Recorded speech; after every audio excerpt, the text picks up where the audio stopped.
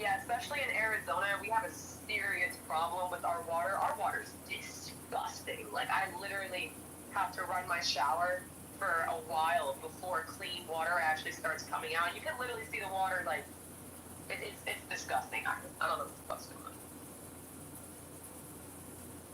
But it's not brown like Flint's water. Damn near. Damn near. Why is Flint water still brown? Why? The government don't give a fuck. Why do some of our areas in our first world country resemble third world hovels? Why can't we get that right? We don't have proper drain off. Filtering it, they're just letting it. Yeah, the irrigation system in the U.S. sucks. Let's just say that right now. But I saw some person invented a water filtration system that was portable, and they had it on the Ellen show like 7-8 years ago, during when the Flint, Michigan water crisis was on the top 10 of everybody's list of concerns, and that was quite some time ago. Yeah, I have a filter on my faucet in my sink. My bad. Thinking KP, they look. Yeah, I'm thinking I wish Kevin and Amy were still on this app. They rarely show up. Because their system. Roger, you don't know Kevin and Aqua Amy? You don't know them? Oh, I know Aqua Amy. Yeah, you Yeah. Aqua Amy, but I don't know who Kevin is. Who's Kevin? That's her husband. Okay. Yeah. And their system works really well. We utilize it here in Florida a lot. But yeah, no. There could be better ways to filter water, but I mean, if you come to my house and you want to drink from my sprinklers when they're on, you're getting reclaimed water.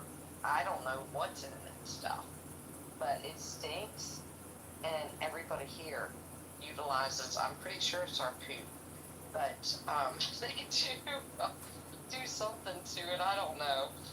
But our drinking water's not bad. I still put it through a filter though. Yeah, I have like 3 filters in my fridge that I use for water. Because even the ice tastes like gas. I can't even use the ice in my refrigerator. It's disgusting. It literally tastes like gas. Beth, are you and I good?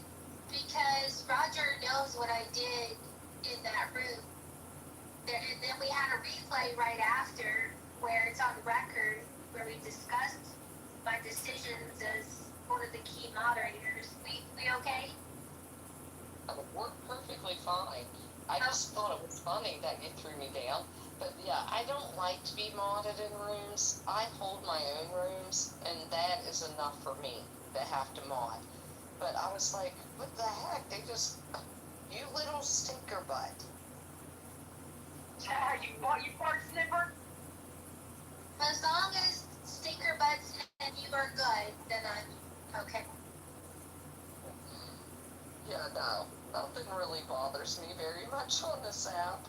I just like to see people achieving and doing great and not arguing and not screaming at each other. That's pretty much my only go on here. But Beth, have you had a chance to go to John Kitover for Congress? You've been to his website.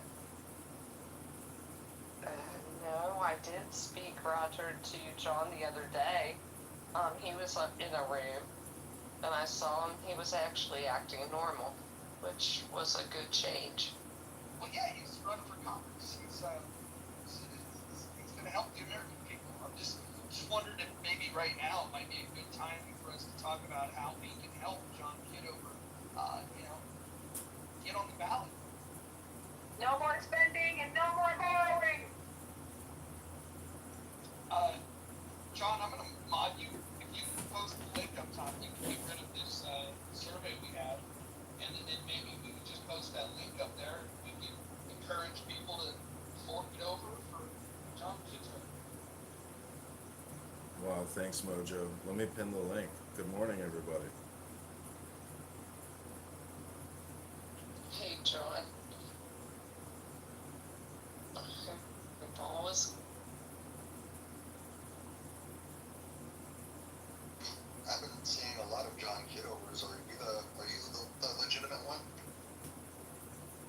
am the one and only candidate congressman running here on Clubhouse who needs your help and support so we can get on that March primary.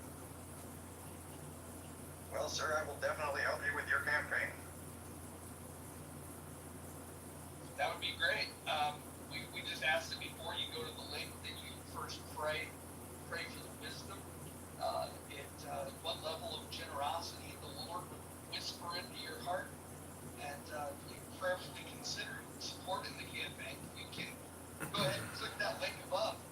There's no donation that's too small, but there are donations that are too big because campaign finance laws restrict things, and you can choose today to meet those maximum donation levels if the Lord whispers that to your heart. My recommendation for people on day one, when you're maybe just wondering, is this for real? Is he serious? And just give like a moderate donation, perhaps $10. $10 I think is a good starting point. And then the more you hear, you might decide to increase that. In fact, you have an option where you can give a monthly. If you want to give $10 a month, that's your choice as well.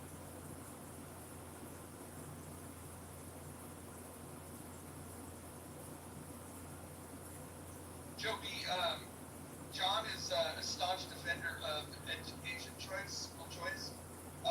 Considering your advocacy in this area, can we count on your support to support John Kitover? No. Because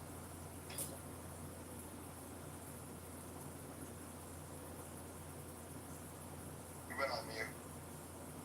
Yeah, look, Joby, the alternative, running as a Republican, is not going to be a staunch defender of school choice the way John Kitover is.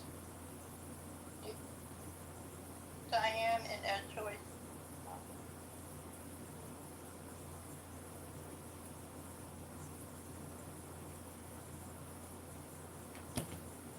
You said school choice, Joby?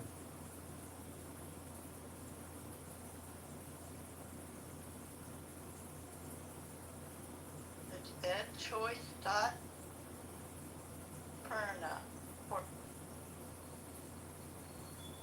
Joby, every time you speak, your mic just goes on mute. It's almost like you're not even, there's no full sentences. What's happening? Can you hear me now? That's weird. Are you like continuously?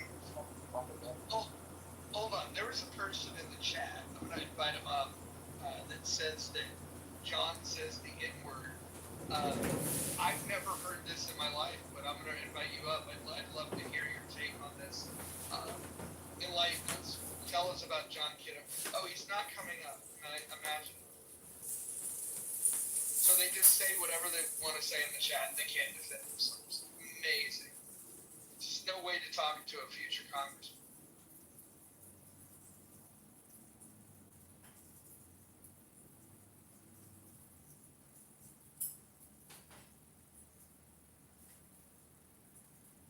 He said he's going to text a few people so they can send me the link. Yeah, send the link, sir or ma'am.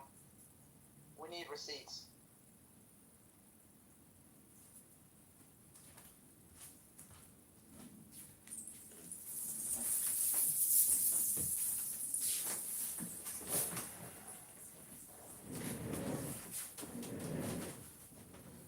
I've been in rooms daily where I hear the N word, but very rarely will I ever even say the N word in quotations, never the hard R.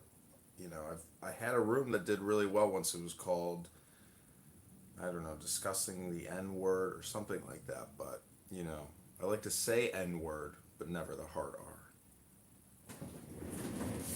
I also think it's interesting that John chooses to spend the majority of his time in this room, the only room on all of Clubhouse that explicitly bans the use of the N-word. I think that somebody that enjoys using the N-word would probably find a different space. In fact, they could be in any other space. Also, Well, we need to happen. I also live stream myself on 13 different cell phones every single time I come into this app. So I think for me to be using the hard R word or the N word hard R, you know, and recording myself do it would be pretty stupid to do, don't you think?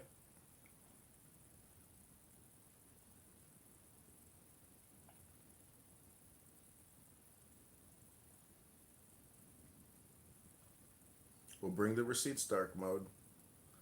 I'm not lying, and I'd be happy to watch any video you have. Where he said this in, like any of the clubhouses or anything like that, can you name drop anything for validation? Thanks, dark mode. Appreciate it. They have no receipts and they've got no voice. Yeah, I get the feeling that this is going to be one of those challenges that never gets responded to. He'll leave the room, he'll never come back, and then he's trying to sow seeds of doubt. He has no evidence. If he did, he's welcome to come on the stage and share. Oh my god, somebody's claiming that dark mode is Aaron Berger. I did originally. Yeah. So wait, Joe B, what's your opposition to helping fund the campaign to elect John Kitover? I'm knee deep in Indiana politics. Knee deep in Indiana politics.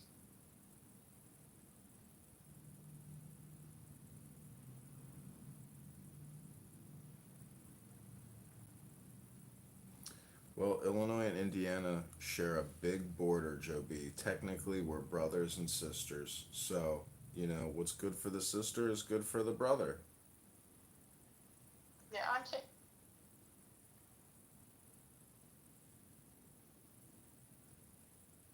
Well, now Bree has a claim.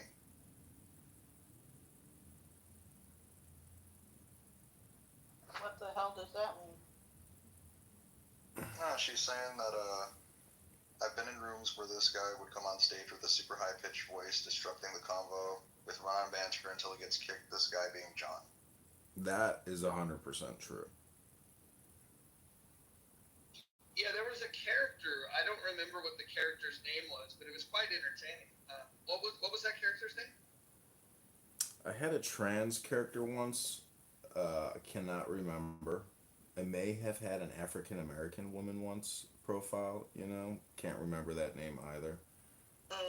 She was in here a couple days ago, wasn't she? No, no, Gino, no. you're not Cap. No, that's not me. But I can impersonate that person. What is the point? Well, Yeah. no, there was another one with like a southern name. She had a full name. Yeah, forget. I can't remember the name. It was good though. You had the room going for a while. I think that was the last time I let you on the stage prior to this reconciliation, and which has turned into full-fledged support for your campaign for Congress. This is what this app was meant for. We should have 2 to 3. We do have another person running, Mark Rice, and if there's anybody else running, I mean, you can still file for Congress right now, and it might only take you 15 minutes. If you want to talk about politics every single day up until March, which is what you're going to do, you might as well, toss your hat in the ring. Brad, can we fill out your FEC form today and get you to run for Congress?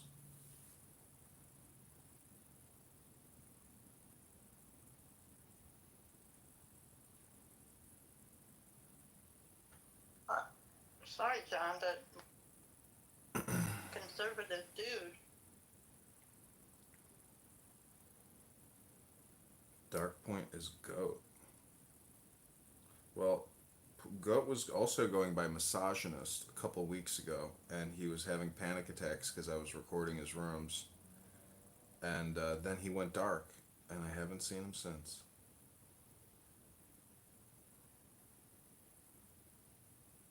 Also called the local police department on me twice.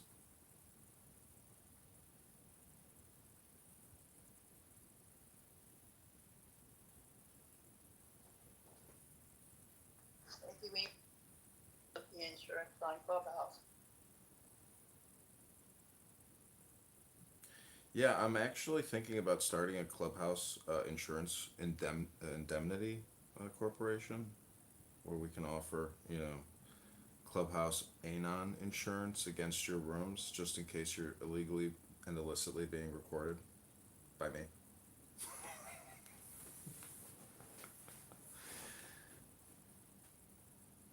It's already available. Go find. It's there. So yesterday Whatever was I, whatever I say will make the courtroom laugh. so yesterday was an amazing day, long day. We did raise I think $45 yesterday and 510 the day before. But today, I believe I have a date lined up, and I'll be heading down to the beach. So, I'm gonna try to find the best room to live stream, that I think has the longest possible duration, and then set it and forget it. John, can you hear me? I can hear you.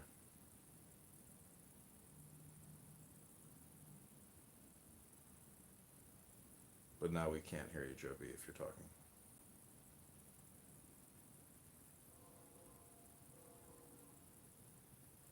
How about now?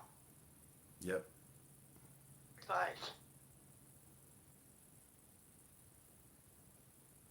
Sorry, Joby, you maybe you're using Bluetooth or something, but no one can hear you. I heard free advice, but I didn't hear what the advice was.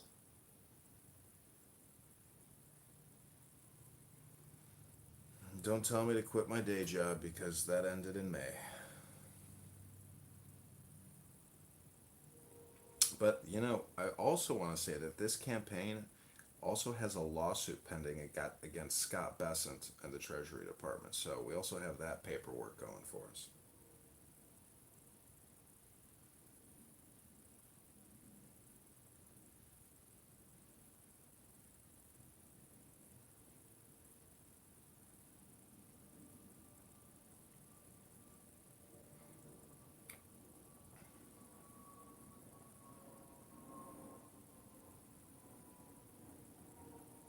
So Joby is advising that we use transitions with tough questions to snap to your stronger points. So a transition statement might be something like, now that I've told you about X, I'm going to tell you about Y.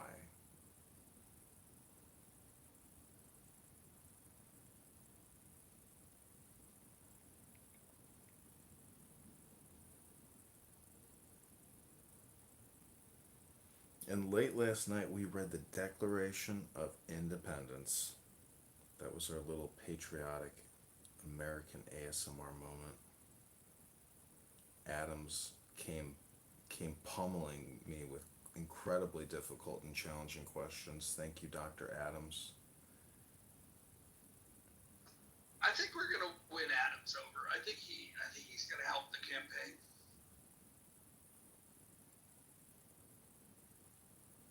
I think we're going to inspire other people to also take direct action and direct communication, you know, to the constituent, to the power structure, and to the people.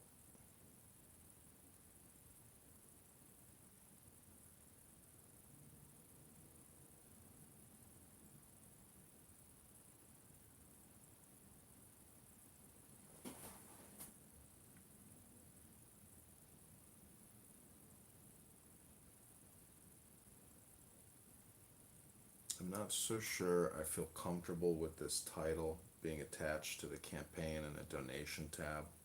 So I'm going to change the title of the room to a topic that somebody might like to talk about. Any suggestions?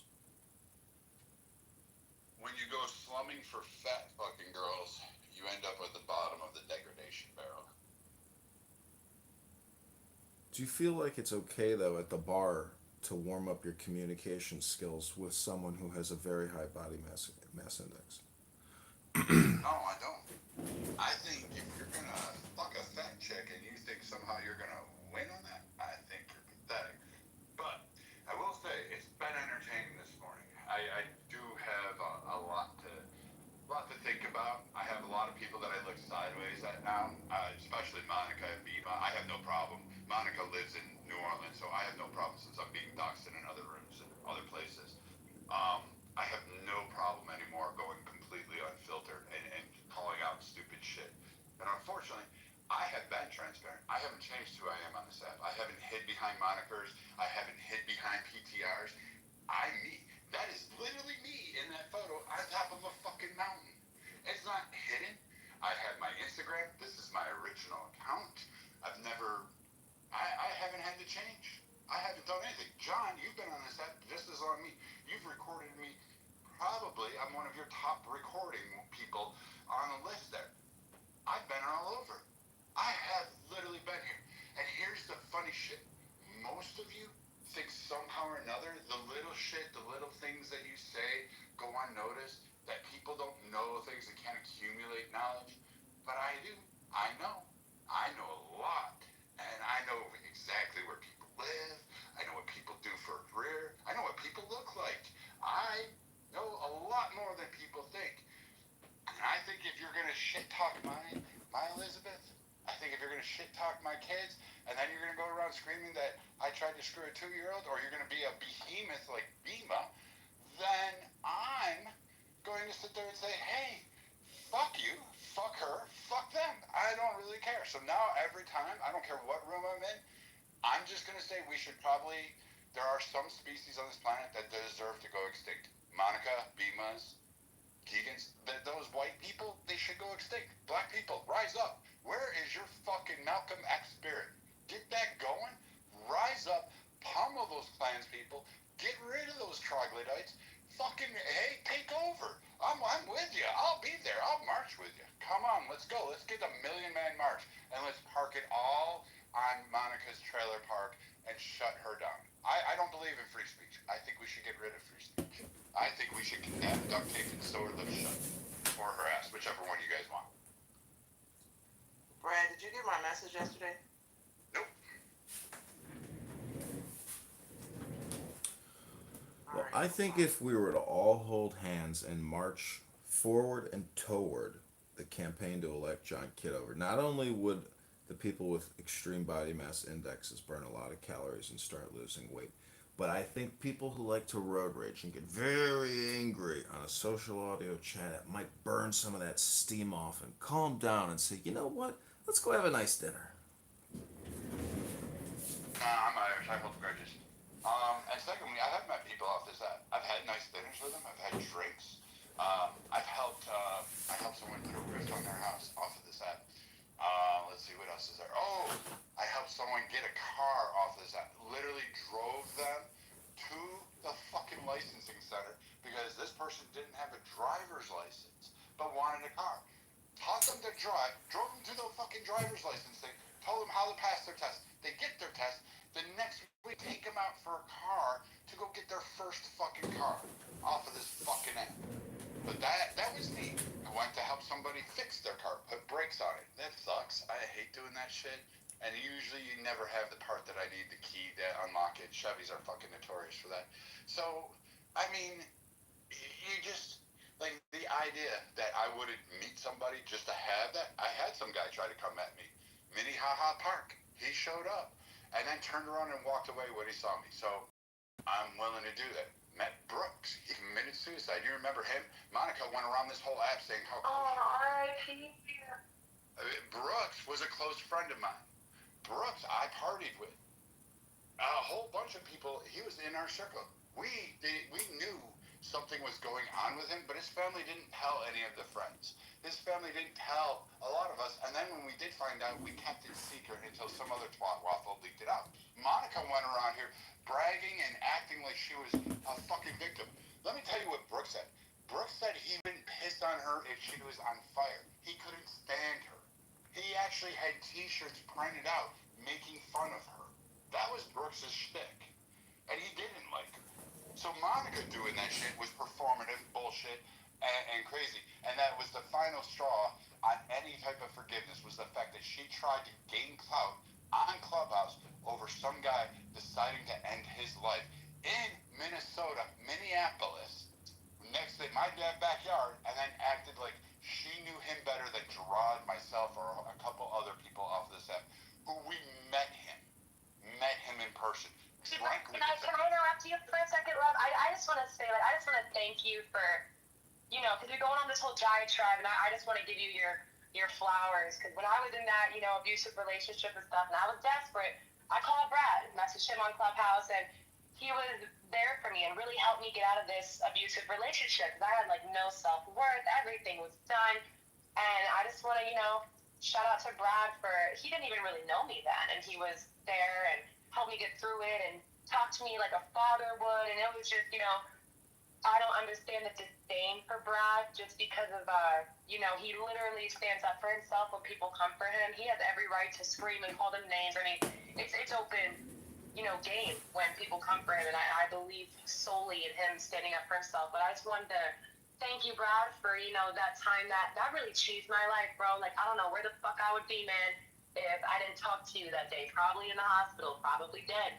So it's just, I wanted to make sure that, you knew that and you remembered that really changed my whole life, bro. Like, I don't know where I'd be if we didn't have that conversation. You don't give yourself enough credit. You're stronger than you look, and you're stronger than you think you are. You're a lot stronger than I could ever be. I gotta piggyback off of that too, though. Like, when people do roast other people on here, it's a matter of character of what they would do as to how they react to it. Some people will just leave the room. Some people will totally crash out. Brad crashes out in the type of way of where he'll throw a fact at you, but he'll still manage to insult you at the same time, right back with 10 times more the heat.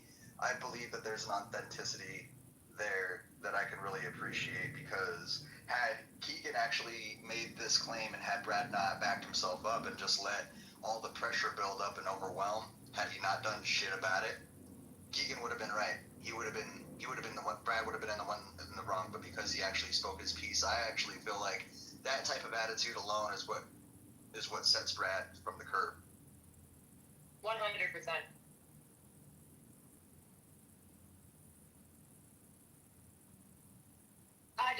Dude, Brad is dope, man. Just dope. Like, really good man to have in your life. Like, even as a friend, he's just a father figure all around to, like, all the women around him that treat him, with respect. He is a literal father figure to a lot of the women in his life. So I just, shout out to Brad for always sticking by that morale and by that compassion, dude, because, I didn't really have my father at that time. What was going on, Brad, so it was amazing to just have that type of confidence spoken into you, like a father would to his daughter. So it was awesome, dude. The pockets. Again, you're not giving yourself enough credit. You are a lot stronger than you think you are. You're a lot stronger than people give you credit for, and everything shall pass. You will get through it. You're a good one. You're Yeah, this too shall pass. Wake that the fuck up. I hate to play the devil's advocate, but pockets. Are you aware of Brad's position on cutting Medicare and Medicaid? I'm aware. And I still fuck with you too, John. Just because y'all believe in certain things doesn't mean I hate y'all. It just means I think you're retarded. But that's okay. Hey, guys, my favorite liberal, you know who she is, just sent me a video. Pop down in the chat and see what I'm inundated with on the daily. This is over the top.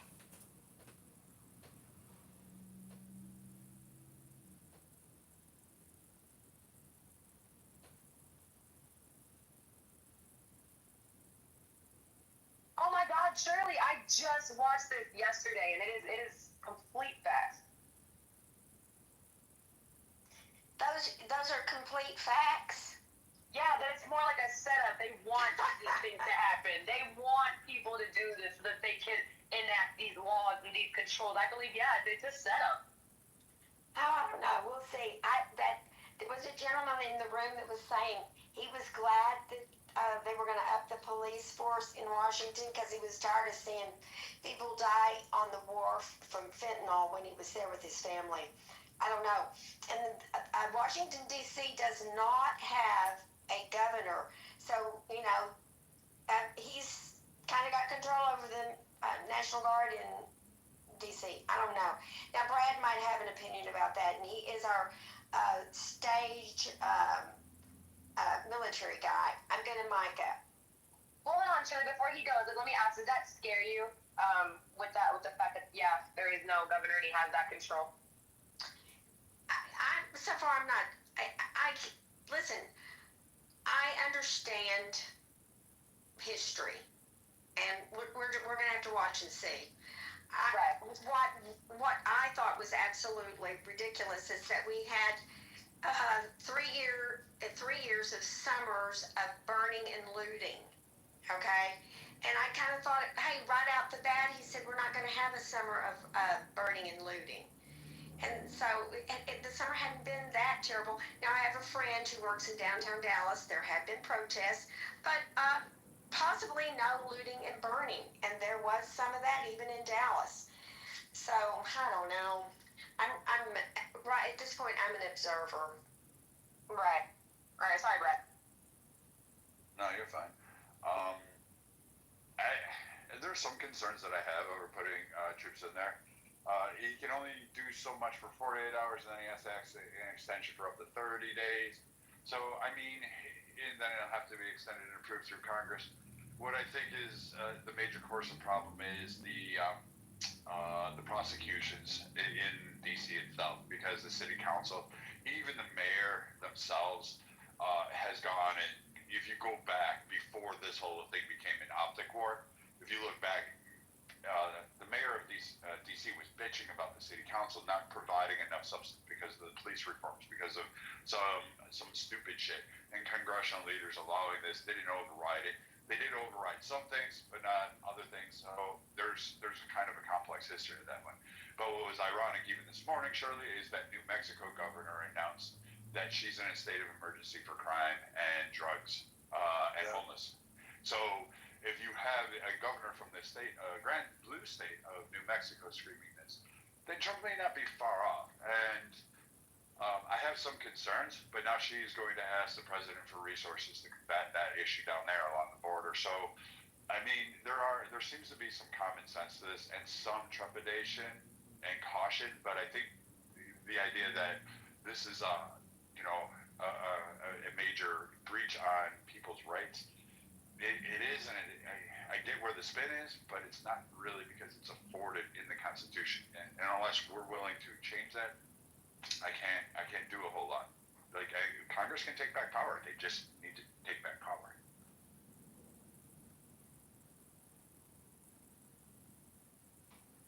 That was good. That was good. Let's see. So when if I decide to answer leave a response, what should be the consensus of the room, that I can say, well, I discussed this with the clubhouse room, and they say we're watching this with trepidation. That would be a big word, wouldn't it? I would say that, while we understand the rationale behind it and the push and the ask for both from people on the ground and even in leadership levels, I would say we're watching it with caution, because, again, we, people, are the stewards of our own government. That's what the beauty of the Constitution is. It doesn't make an elected king. It doesn't give them unilateral powers. Congress can even shift powers, but the power still, in theory, rests with us.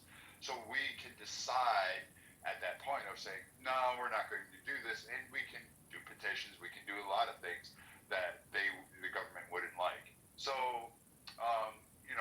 we're still in control of our government. So I would just say we're watching it, but this is why the Constitution is built that way. We have a lot of mechanisms to check power, in theory. It's just whether or not we're going to take them. Again, see, this is the Brad I love, the one that has the good answers. So are we ready for the bold change that's needed? Are we ready? I mean, If it's John Kitover or the debt, I don't know. is austerity Yeah. bold change? Yeah, Americans for Austerity. That's the movement that John Kitover is bringing. So if you want to make America great again, truly make it great again, you should fork it over for John Kitover. So he's doing Illinois, right? This is correct.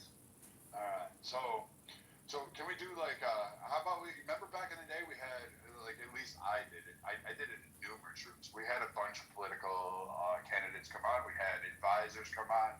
I interviewed, I actually did a bunch of interviews, asked questions. Can we set up one of those kind of things to actually probe his stances and his political platform?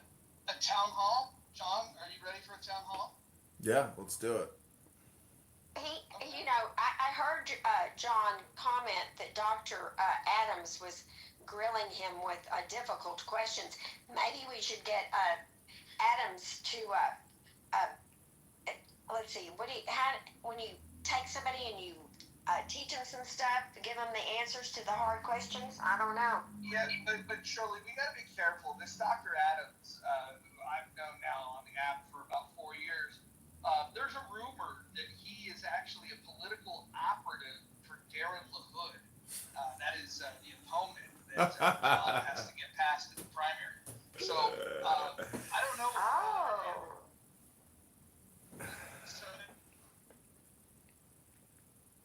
This could be true, but we also have hired paid crisis actresses on this app as well to defeat Darren LaHood. So it's all about creating the right clips that go viral, and we create a mind virus against Darren.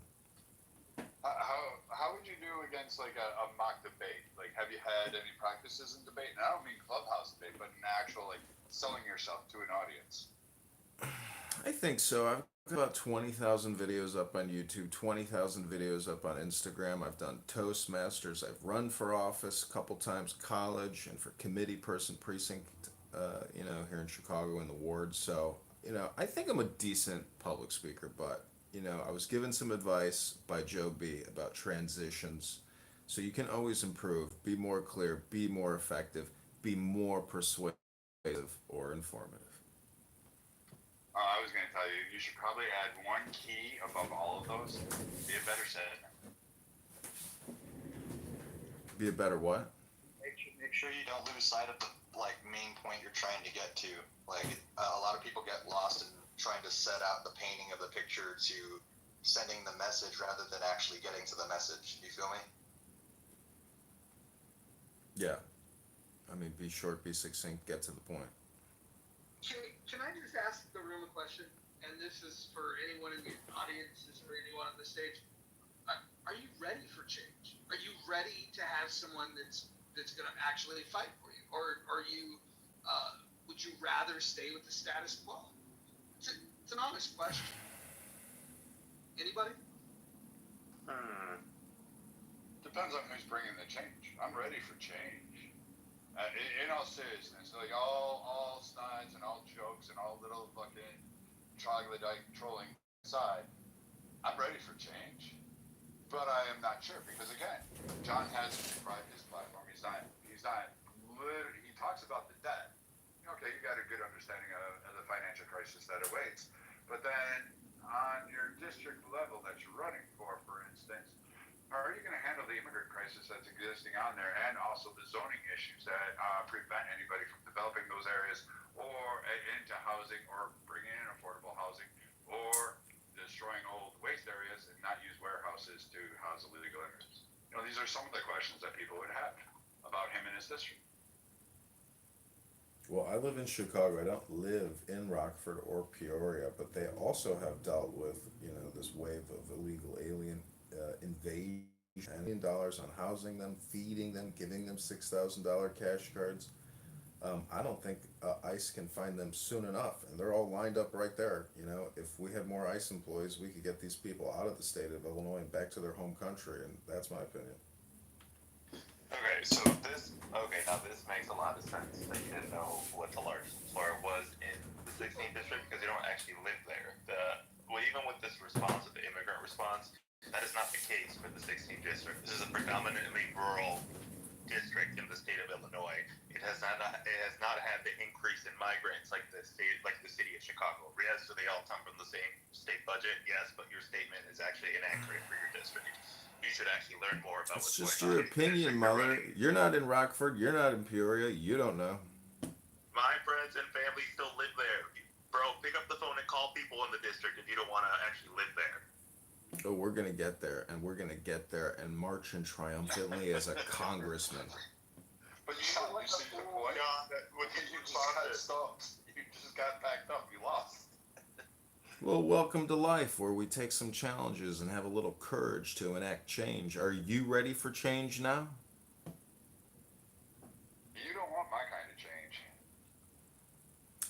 Well, one time I was walking down the street and I saw this poor African American homeless guy, and he was saying, "Anybody got any change? Anybody got any change?" And then I thought about that and I said, philosophically, he needs a change of positive vibration. Too bad he didn't know about the mojo positive vibration.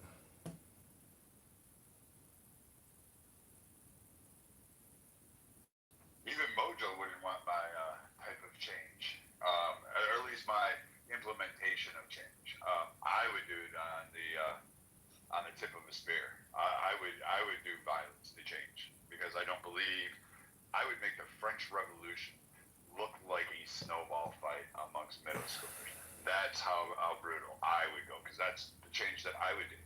But you wouldn't like who I would target. It wouldn't necessarily be all the rich. It wouldn't necessarily be a lot of the politicians. They would be a lot of aides and a lot of other people would have that. But I don't believe change is. I believe change is only brought about by revolution and violent actions.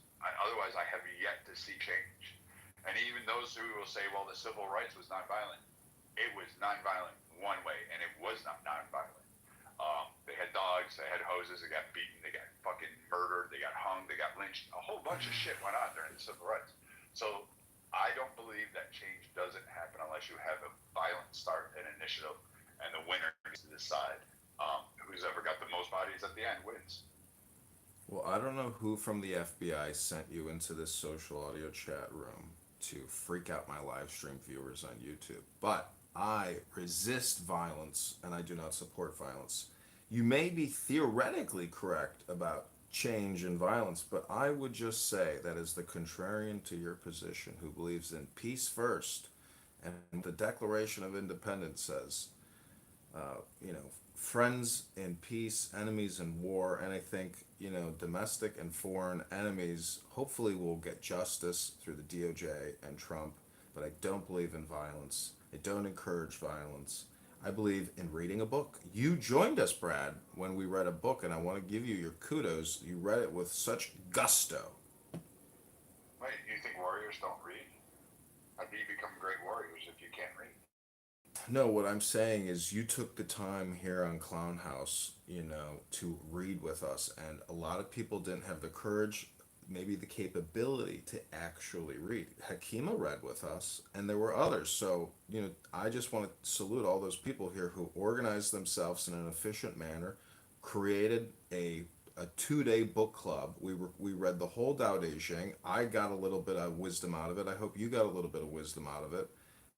Demonstrated that you can come together on a social audio chat app and actually create some change to the discourse and inject a new script, because the road rage conversations on this app for short-term dopamine feedback looping is a complete waste of time because you don't create anything, you just burn up your opportunity cost.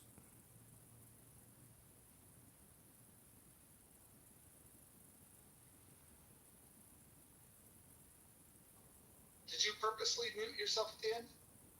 I did, yeah. I don't have anything else to say other than the fact that I have saying on this app and how it's actually not creating change. You're just creating dopamine and repeating yourself as opposed to optimizing yourself or optimizing the system.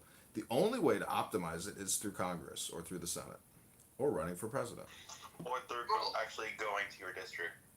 Well, hold on. Let me just add to this. If anybody is feeling in their core the mojo positive vibration, I would ask you to prayerfully consider making a generous donation. So I'm gonna say this: that change happens from administration to administration by about what 4 or 5, like you can say 4 to 5 degrees one way or the other.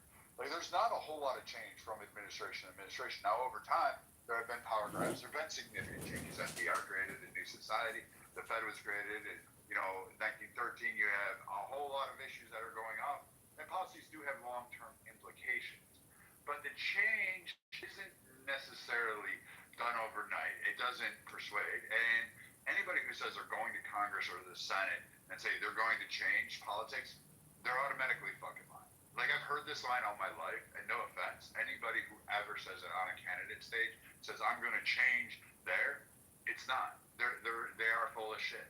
Where you're going there is I'm going to work in the political system to try to actually bring something of value to my people that I represent. That would be more attitude. They are not going to bring change. You're not going to stop wars.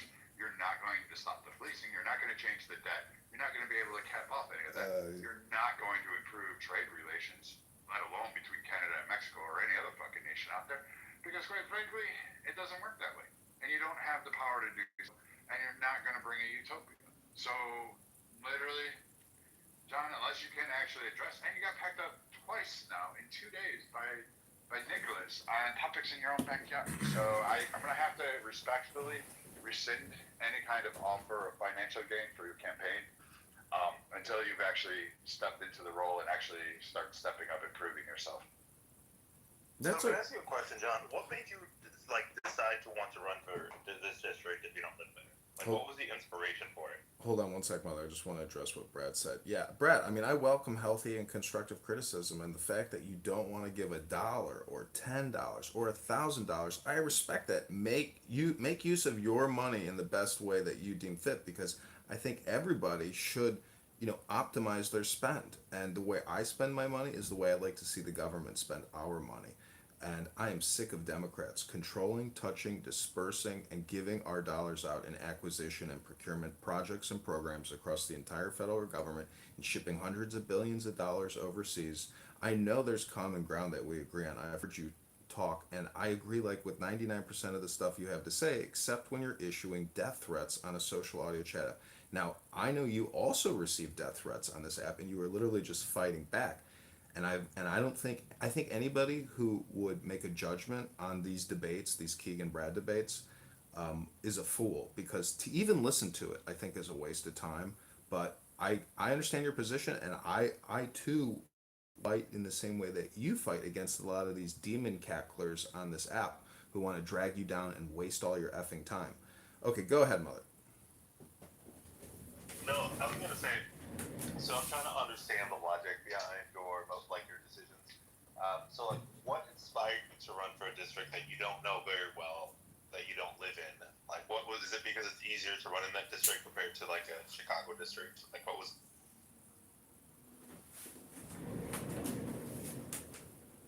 That's the first question I always get from people that want to bring the campaign down. I live in the northwest side of Chicago. I'm in Illinois. Hold on, Mother. Hello? I'm speaking. Hello, hello. Sorry, Hello. I'm in the Matrix. Sorry, it's my fault. No, go ahead, John. Sorry, I got lost in the Matrix. Go ahead. I think I cut you off. Yeah, that's okay. What I'm saying is people who find themselves lost in the matrix quite regularly ask this one question. You don't even live in the district. Okay, that's not a question. That's an implication saying that I'm not going to represent them better than Darren LaHood, which is an absolutely ridiculous assertion. How is $20 trillion in debt good for the people in the district of, in the 16th district? It's not good for them. How is their property taxes and income taxes, which only go up in the state of Illinois, good for them?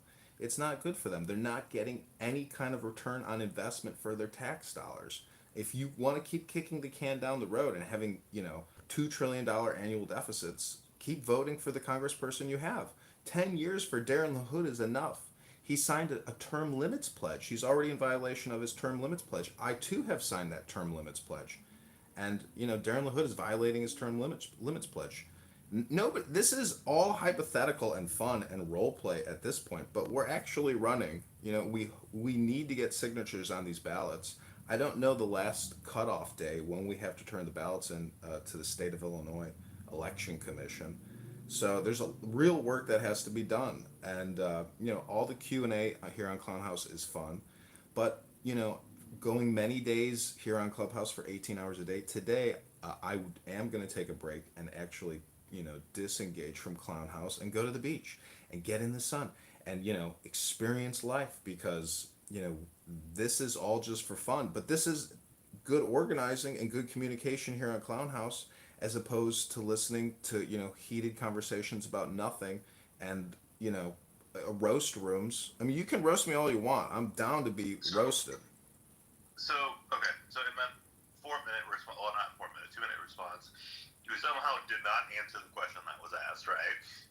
Completely avoided the actual question and ran around in circles, kind of repeating the same thing you say over and over again. You're in a room asking for money for your campaign. You should be expecting people to ask questions and not be Go ahead, upset about it. ask tough When you're asking questions. people to give you money to help you launch whatever you want to launch. I asked the question. I didn't get an answer to it. That's fine. Okay, let me ask you a diagnostic question. We're $37 trillion in debt. What is 37 times 1,000? Why does this matter? Because it's a diagnostic question to see how good you are at mathematics or maybe accounting or forensic accounting. I don't know, Mother. We're trying to figure out your position How on the about you answer $37 the trillion first in question debt. I asked you, and then we circle back to your other questions. Answer the actual question I asked you. Okay, well, first of all, you were in the Matrix. Maybe you didn't hear anything. And I feel like I've Okay, already that's fair. addressed your That's question. fair. That's fair. Are there any other questions from possible donors today to the campaign to elect John Kitover? Well, I have a question about this desire to know why living in one area and representing another area, why that's a conflict. People oftentimes can live in the suburbs and drive to work in the city. That doesn't mean that they can't contribute greatly to the company that they work for. So I just don't understand where somebody resides, how that impairs their ability to be able to do their job.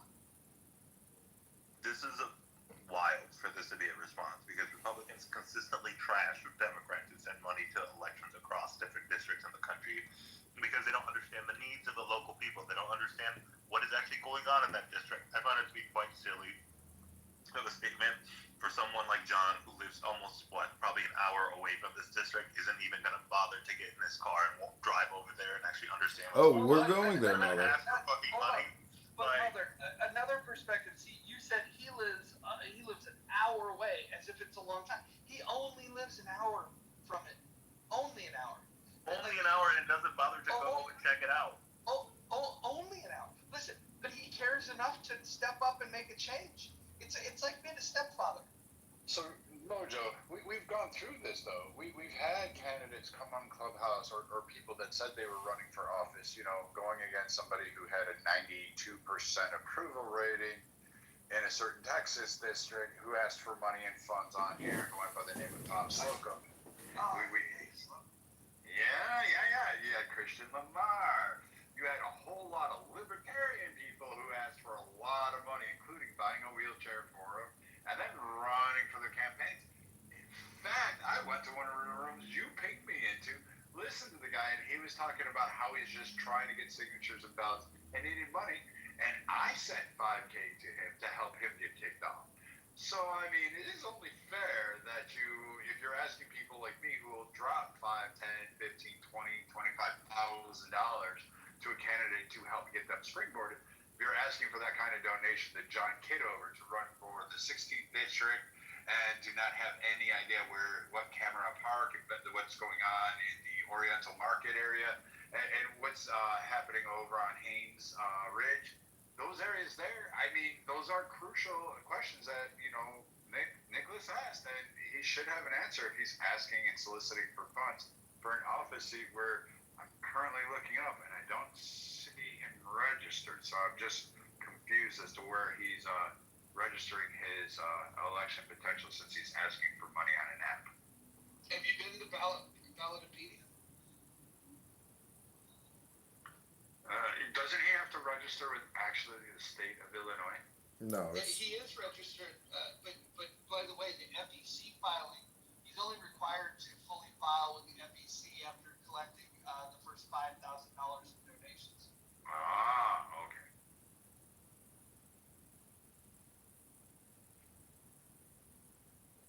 This time, I'm gonna pass. I don't see.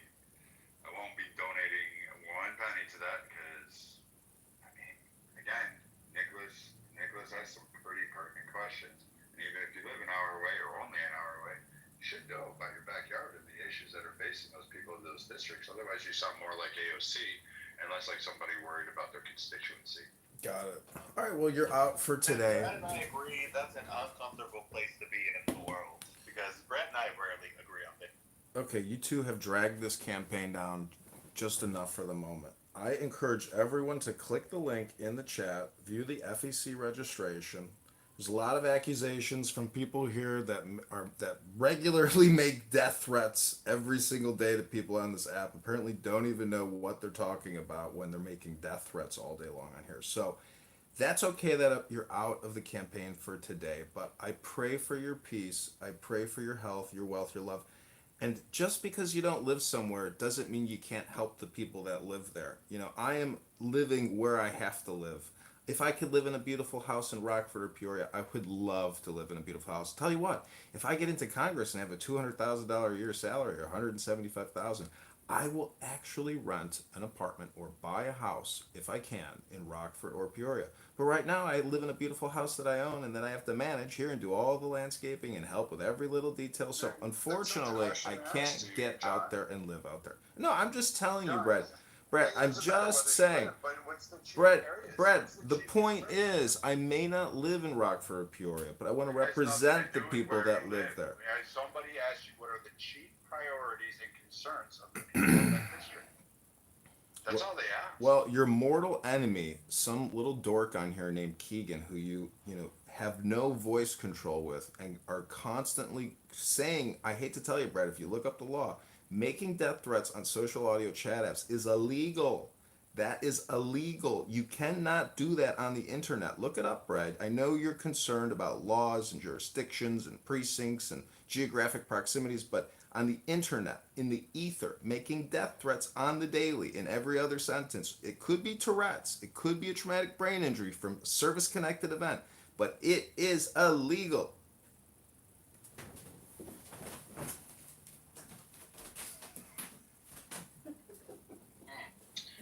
So it's a nice way to deflect. So I'm going to recommend that nobody give money until he can actually discuss the top three issues that are affecting the people of this district, the 16th congressional district, so he can actually outline the major concerns that are affecting those, particularly those in the, let me see, particularly those that are, concerned about the immigrants being shoved into warehouses that are filled with asbestos and have been there for 50 fucking years. That's going under Pritzker's possibility. They asked about unemployment. The 16th district, even under the current Republican, is struggling there with employment opportunities and jobs. Dollar stores are great, but that's all right. The redistricting, it actually may disappear in the next year or so if Pritzker gets his way. But they've already redistricted the hell out of this. And so, I think you should, understand, McHenry County and a few others before you're soliciting funds on Clubhouse and try to get people to believe you're actually running a serious campaign other than just grifting. You sound more like Kamala Harris in her first run than somebody who's really serious about running. But maybe that was your overall intent. Listen, I did everything I could possibly do for Donald Trump and JD Vance on this app, and we smashed Kamala Harris and Tim Walz. And I got to tell you, Augustus Palante, who's working with this campaign to elect John Kitover to Congress, he helped Secretary Kennedy get to where he is, and Kennedy gave his votes to Trump. So I got to tell you, Brad, I've done a lot, and I think that people on this app have successfully regime changed this government, and we have Donald Trump and JD Vance and his entire cabinet because of people on this app battling these liberal, populist, socialist, Democrat demons. The Kamala Harris cackling demon of thousands of witches on this app and all the freak shows on this app like Mother. We defeated you. Trump is in office, and I got to tell you, I believe that we have to stop borrowing and stop spending. It's not the Republican way. It's not the American way. Plunging us into further debt at $37 trillion is anti-American. And a lot of the TDS people have ADS, which is American uh, derangement syndrome. There's a lot of people with ADS on this app. I'm not one of them. I want to stop the borrowing and I want to stop the spending. I'm running for the 16th district in Illinois for Congress. Brad's a no today, but I hope you'll be a yes tomorrow because we need at least $1 from you, Brad. We need your help. We need your support. And Mojo, as the independent contractor, helping with this campaign, who is organizing these fundraising bombs and town halls. Shout out to you, Mojo. I hope everybody has more of your positive. No, he doesn't work for the campaign. He's organizing clown house rooms, fundraisers, You know, and I thank you, Mojo. It's such a positive vibration. It's better than listening to never-ending death threats between a grown man and a child on a social audio chat app. Sorry, Brad, but you're wasting your time here on this app using profanity, vulgarity, and death threats. That's my opinion.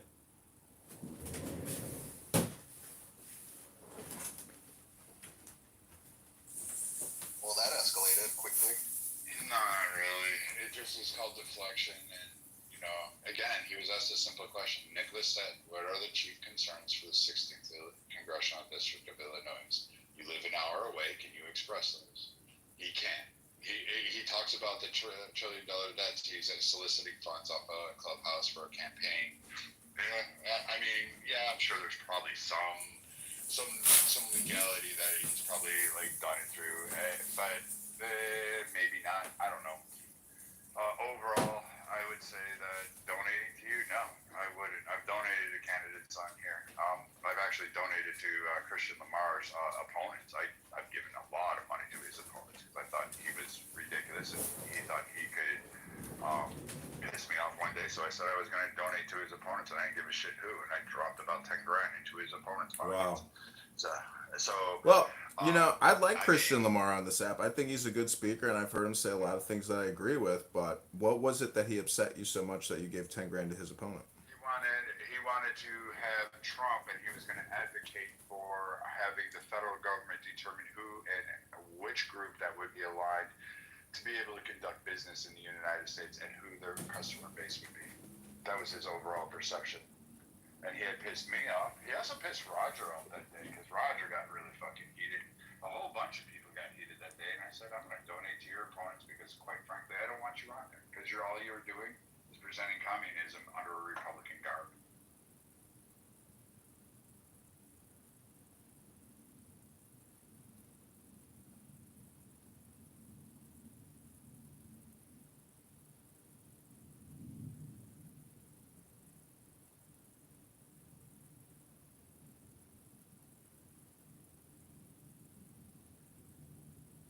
Well, I say turn that frown upside down, take the deepest breath of the day, hold it for 10, not 11, 10, not 9 seconds, click that link above, and give $10 to the campaign to elect John Kitover. The link is in the billboard at the top of the room. Change now! Donate $10 to elect campaign candidate Congressman John Kitover to the 16th District of Illinois.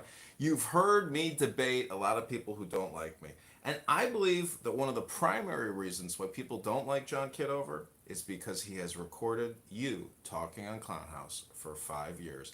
And now he's running for Congress, and Mojo, that positive vibration, is creating fundraising rooms nonstop for the campaign. He's flying out Marshall Rankin to train door knockers so they can go door to door to door with the procured list of all the voters. Not coming out to help you. Marshall said he'd come out last night, Brad. I need you to fly out. We need security for Marshall out on this campaign. I need you to be chief of campaign security. We need security for Marshall. I know Marshall's going to help you in any facet of your campaign. Well, Marshall, the man of the hour is here. Marshall, what say you?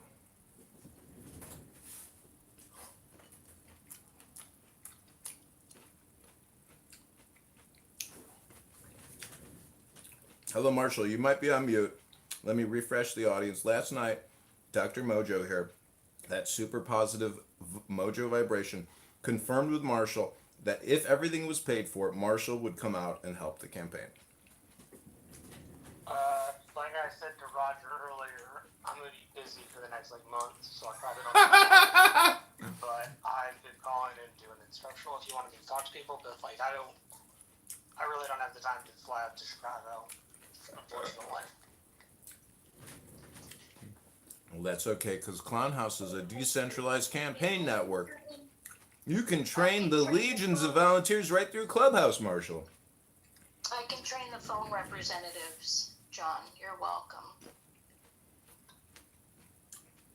Yeah, you have to train door knockers on which finger to use pointing the doorbell. It takes all of about 2 minutes. Extend your index finger and hit bell.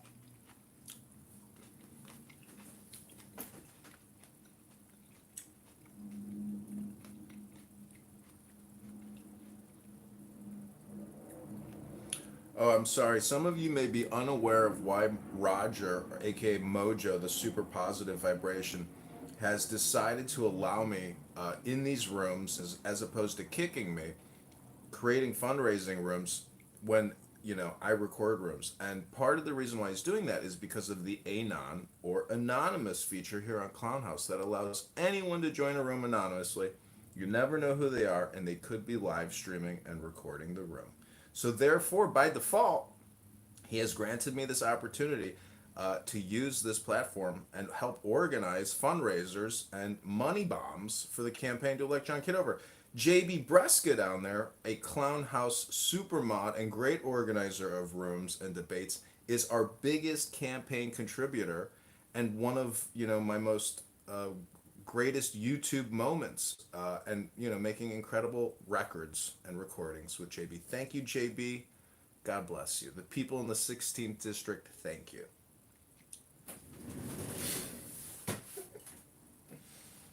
You know, some people are resistant to change, and I've heard this manifest in different ways throughout the last few days. I just wanted to say that that's okay that you're resistant to change. This campaign's going to be here. You'll have an opportunity to donate today, tomorrow. So just pray about it. Ask your deity of choice what they think you should do. And then just listen. Listen. The Spirit will whisper to you. So I'm confused. Why did you use a military guy on your ballotpedia with the last name Kitchen on his tags and on the certificate as well? And then try to pull that off as your sub because you also know that is you just sent somebody to prison for making up a false claim about themselves. They actually sent him to prison and removed his seat, so he lost that one. But you do know that that individual is still active duty from the profile that you picked. You know that they're still in the service, right? Well, I don't know what you're talking about. I don't know what you're talking about. Picture? Yeah, that's me. That's me. That's John Zachary Kitover. It's me. Sorry, Brad. It's Kitchen. It's not Kitchen. It's John Kitover. Do you want me to send you my DD214? Your tag says Kitchen, dude. Look at your image. Brad, it's a blurred photo. It's old. Yeah, I'm confused as to why it says Kitchen. Brad, there was no cell phones back then. That's done with an actual digital camera. I know how they're done. I was there, dude. Brad, do you want me to tell you my military experience and my college experience? I'm more than happy to. I want you to explain to me why your name tag says Kitchen and your name says Kitover. I want to know why the name tag on the uniform of the gentleman in your photo says fucking Kitchen, because I can blow it up and see it from here. And you have John Kitover as his thing. I want to know why you're soliciting funds under that. Because quite frankly, I get it, Mojo. You're having happy hour. But you should have picked a better candidate for that one. Because he shouldn't have posted a military photo. Because you knew some veteran was going to come in and look at the nameplate and start there. And look at the insignias, look at the medals, and make sure those were in order. And then, all you have to do is a quick Google search. And some of us have access to actually look up files. And we can find active serving individuals who have Instagram accounts that, for instance, are posting from fucking Germany today. And you somehow think that that's going to win. So no, I will not be donating. I recommend no one else donate. And I would oppose this campaign. Because Okay, Brad, I think you slandered me enough. I'm going to have to, reply to you. I will respectfully reply to you. I'm going to tell everybody here my military history and my collegiate experience. In 2001, I went to the Citadel in Charleston, South Carolina. And as a freshman at the Citadel, you're known as a knob, which is like a polished door handle. And right now, my head is glistening. It is shining light. My bald dome. It looks like I've become a real human knob. So I graduated the Citadel in '05 with a Bachelor's of Science in Business Administration with a 3.75 GPA, I believe, maybe 3.69. John, what program were you in at the Citadel? Could you tell me? I'm telling you. I'm telling you right now. No. Tell me what program you were in It's that called. afforded you the opportunity to quote be an officer. Yes, I And got you're I got a commissioned when I graduated as a second lieutenant in the U.S. Army. I was commissioned in the Army National Guard. I took ROTC for 4 years. That's right. It's called ROTC. That's what you do at the Citadel. You can choose Marine Corps, Air Force, Navy, Coast Guard. I chose Army. You can, huh? And I also joined what's called the SMP, the Simultaneous Membership Program. And in the summer of 2001, from June to August, I completed infantry training at Fort Benning, Georgia, an advanced infantry training there. And then after that, I got to go to Australia and study at Bond University in the Gold Coast on behalf of the Citadel. And then I transferred all those credit hours back to the Citadel, and then I finished up the Citadel in 2005. And from there, I went to Officer Basic School at Fort Huachuca, Arizona. That's in the southwestern corner or southern area of Arizona, right on the border, where I watched dozens of Hispanics crossing the border illegally, even through the U.S. military base. Can we stop this here? So you gave a whole expose about how you became an officer. So can you explain to me why the soldier in your photo that you're using to raise campaign funds is an E7 rank? I'm not sure what you're talking about. You'll have to put a link in the chat, or you'll have to update your It's PTR. on your Wikipedia page. Yeah, that's me No, during yeah. my commissioning ceremony at the Citadel. No, that's not. Yes, it is. E7. Yes, it It's is. an E7. No, that's me in my Class A's getting Again, commissioned. I will call fraud on this one. Okay, call fraud. Call the FBI, Brett. Go ahead. Do whatever you want to do. I don't care. FBI for anything. I'm just saying you're bullshit. I think you're one of a million people that says they're going to run. I think you're. I am running, and I was a second lieutenant in the U.S. Army National Guard, a sergeant in the U.S. Army National Guard, a PFC, an E4. That's an E7's photo. Okay. You see the gold bars? You see those beautiful butter bars on my epaulettes? You know what they call those That's an epaulettes? enlisted man's photo diction. This is how you can tell people haven't been in the service because you can't identify an officer from an enlisted person. Okay, Brad. Sounds good. Everybody, if you want to go to John Kitover on Instagram, you can watch about 90 videos of Clubhouse recordings, and then you can see my actual pictures of me getting commissioned at the Citadel in Charleston, South Carolina. If you want to talk to the dozens of classmates that I have who also commissioned into military service, talk to those people. If you want to see more pictures of me in the Army, I'm more happy to post more pictures of me in the Army. It's up to you how far you want to take it. A lot of pictures of good men and women who actually wore a uniform, but you don't know the difference between an officer and an enlisted man. Brad, look at the gold bars on my shoulders, Brad. You're right, those epaulets aren't what you think it is. Oh, it is. Those are the gold bars when you get commissioned. And then I got a silver coin. And then I got a silver coin, and I got my first salute as an officer. Brad, I know I know you're not an officer, and you don't know what it's like to get your first salute as an officer. But when I got my silver coin and I got my first salute, it was fantastic. I'm just saying you're full of shit. I think Mojo had his fun, and I'm just gonna say, hats off to the man that's wearing that uniform, which is not John Kitover. It's a guy named Kitchen, who's an E7, because you can see his rank right there. That means enlisted. I'm not too familiar with all of the ups and downs of the Army. I was never in that one, but E7 would be a chief in my area. More specifically, it would be your first step as a chief. So it's after E6, which would be senior petty officer. So I'd have to get another Army NCO to come up here and just go through whatever they have. That's great. That's great. I can't wait to get more Army veterans into the campaign, because I know there's a lot of Army veterans that are sick of the debt and the never-ending wars and the civilization rebuilding in other countries. I'm sure there's a lot of veterans who agree with me. And if you want to see my driver's license in the bottom right where it says veteran, you can see that too. If you want to see my VA card where it says service connected disabled veteran, you can see that too. It's all up to you, Brad. I'm totally transparent. You can come to Illinois, come to Chicago, inspect all my records, my boxes of VA medical documents, my boxes of Army signature contracts. It's up to you, Brad. I am totally transparent and willing to prove to you whatever reasonable doubts you have. I will beyond 100% prove to you. I totally believe you that you are special needs and you have some retarded things. I literally, you spend an entire room showing people that you can do headstands in your Fruit of the Loom underwear. recognizing that the fact that you walk around and have 30 phones that are all streaming, and somehow or another you're in special needs camp. I get it, and I get the joke. It's kind of funny.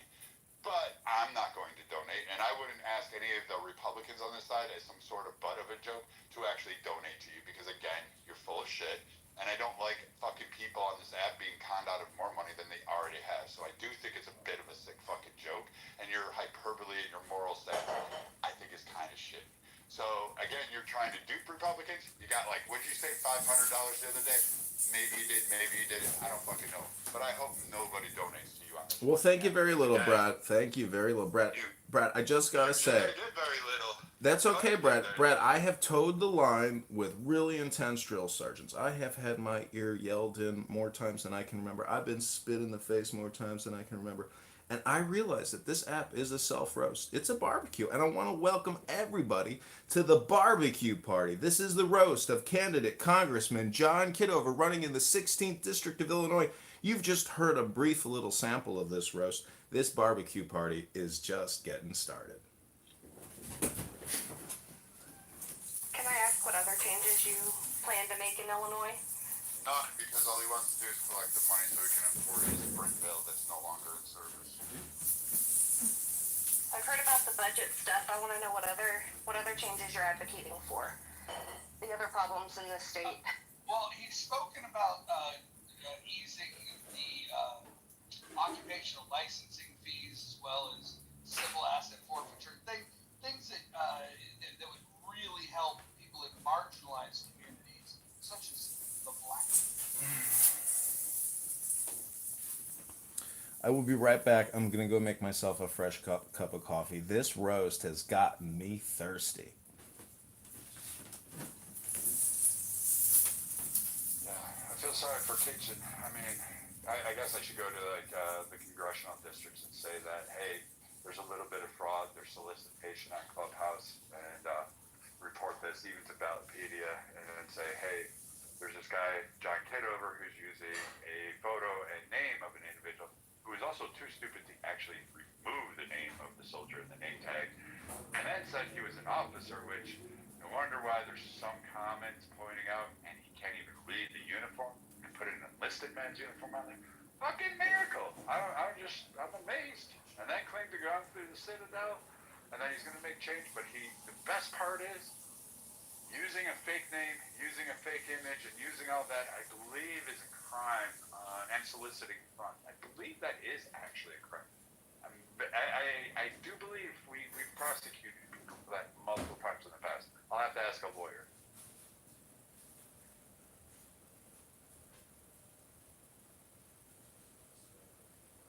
So I take it you won't be making a donation today, Brad?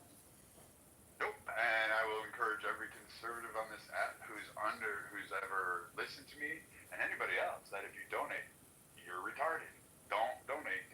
It's not a special needs fund. This isn't the Special Olympics. You're not helping some kid get a wheelchair. This is just going to be some retarded troll thing so the guy can buy more, like, fucking cell numbers or whatever it is this guy does.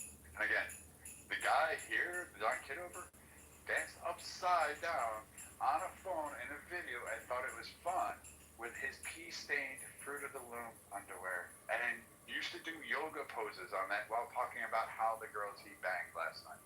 So this is this guy. He's not winning anything, and he doesn't want to make changes.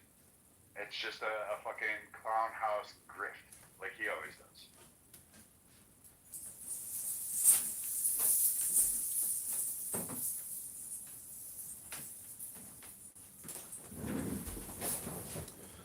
Well, you know, I gotta say, it's better to be friends for life than enemies for an hour on Clown House. And Brad, I want to be your friend. I want you to donate to the campaign to elect John Kitover. Just $1. $1 could change a lot. You know, in Judaism, they call it tshuva, which is a donation for charity, a nonprofit. And your voice is my voice. I think that this campaign is your campaign. I'm fully transparent. We are an hour and 21 minutes into multiple YouTube live streams. Last night, what's that redhead's name? Dystopia, or what is the name she goes by? Anyways, she said she agrees with a lot of the things that I was saying. And then as she roasted me, I created a YouTube reel for 3 minutes, and I told her we're going to use that roast in an advertisement. So, Brad, I also want to thank you. Even if you're not willing to donate $1 or $10 or $1,000 to this campaign, your voice, your identity will be used in an advertisement that we run on Google YouTube in the 16th District of Illinois. So just because you can't donate your dollar, you sure can donate your voice and your identity to this campaign. And I thank you illicitly, explicitly. What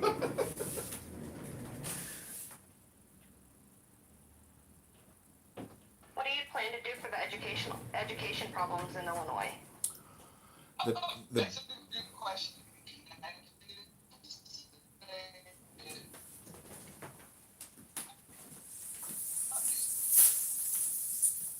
a room right now talking about Republicans. It might be wise for us to go and give Alan the pitch. But go ahead and answer Ashley's question. And I think what we should do is go over to Alan's room and talk. Ashley's. Because I don't know if I'm in the Matrix or if you are, but like I only heard about half. That was probably me. Hear me now? A little better now, but it's still a little choppy.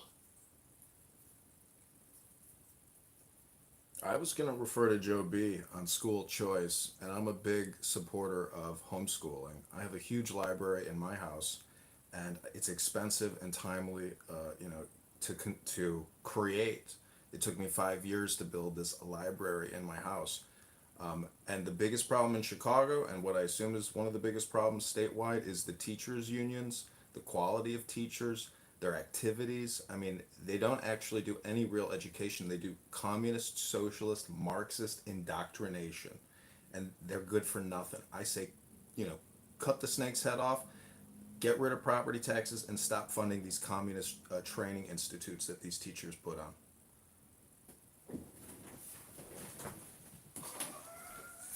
When it comes like that doesn't really answer the question because I'm thinking of the gap in special education. That is something near and dear to my heart because I had a little bit of a learning disability. I had to take advantage of those services. I have a child that has special needs and she needs extra help at school. I have nieces and nephews that need help. And the programs down here are, it's pretty much non-existent. And it ruins the future for those people that are in those programs. Well, they are not doing, that's so school by school. Some schools have a better special ed program than others. I would argue that kids like that would probably be better served in just a smaller school for starters. So whether it be a charter or a private, just smaller school. And in many states, I know Georgia's one of them, many learning disabilities would qualify for educational savings account or something of that nature to allow them to go to alternative smaller schools. So I would say that's the direction I would go in over the public schools actually for that.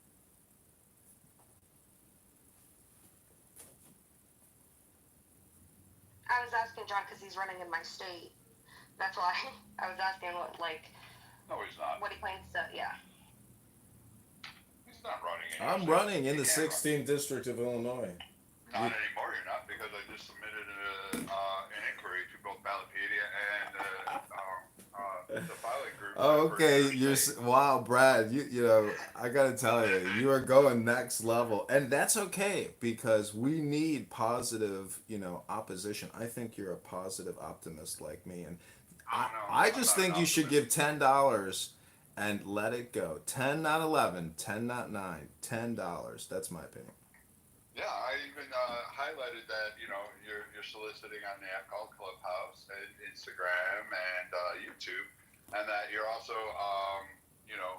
utilizing Roger as your campaign manager and so that there does seem to Again, be Roger some- is not the campaign manager. He is organizing impromptu online social audio chat rooms to raise money for the campaign to elect John Kitover. Click that antidote button above if you've enjoyed this morning's content.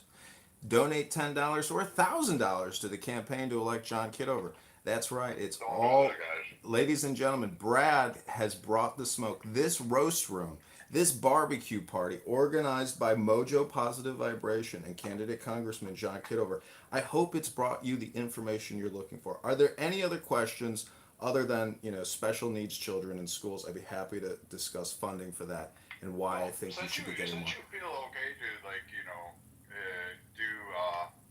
fake ranks and fake service records, and you like being that imposter, what do you feel about stolen valor, since you're stealing it quite elaborately and then collecting funds under it, which is a federal crime, mind you. Listen, Brad, if you're going to accuse me of stolen valor, that could be considered slander, and I will take legal action against you. I went to the Citadel Military College of South Carolina. I was commissioned in 2005, and I was in the United States Army National Guard from 2002 to 2006. I'm more than happy to be totally transparent. You can come to my house in Chicago, and I'll show you the paperwork and open you up a German beer. How does that sound? First off, fuck the Germans. Hey, Second, Brad, real quick, before you go to the beer, why were you in the Guard for only 4 years when it's like a 6-year enlistment, typically?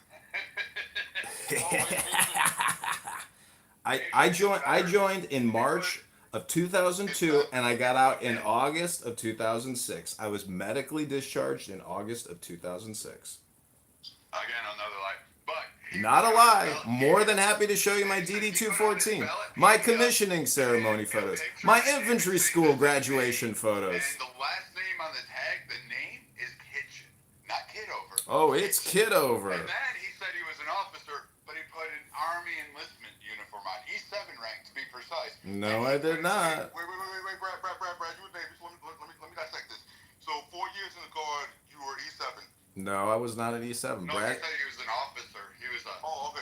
He said he was Second a Lieutenant Butterbar. Use this? Second Lieutenant Butterbar in the U.S. Army, in the Army National Guard. You left that First to the 118th Infantry, who? You left as a butter bar after 4 years? Left as a Butterbar. After 4 years. That's correct. You cannot be a fucking butter bar for 4 years. Oh, yes. I went to the Citadel. I got commissioned in June of 2005. I don't care when you allegedly got commissioned. I didn't allegedly get commissioned. I got commissioned. This man you're talking to right now is a medically retired second lieutenant from the U.S. Army. Yeah, you sound like a fucking clown, bro. You got a clown hat in your PTR. You're a dunce. Look at you, Haitian. You're talking to a retired military officer here.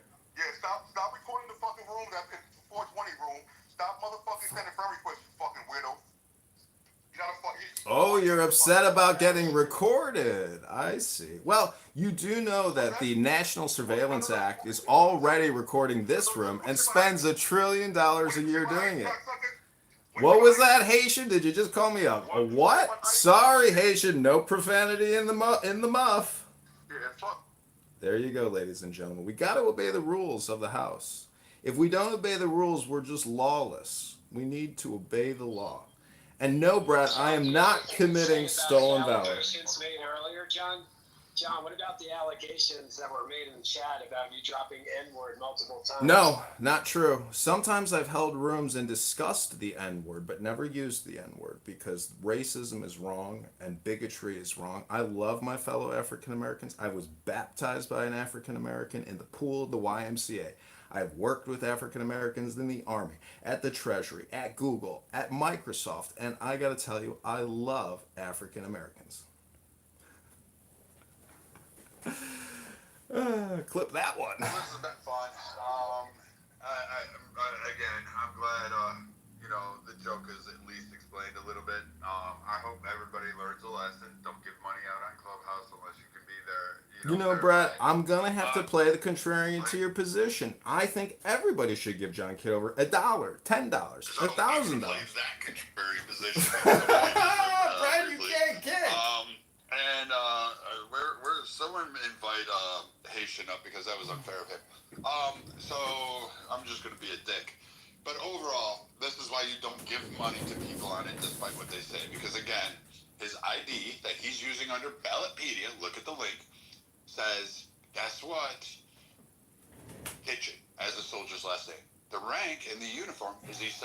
He wouldn't be a butter bar after 4 years. Haitian is absolutely correct. And Haitian, I'd invite you up, but I ran out of repeated things to invite you up with. Yeah, somebody invite Haitian up. This is messed up to put him down there.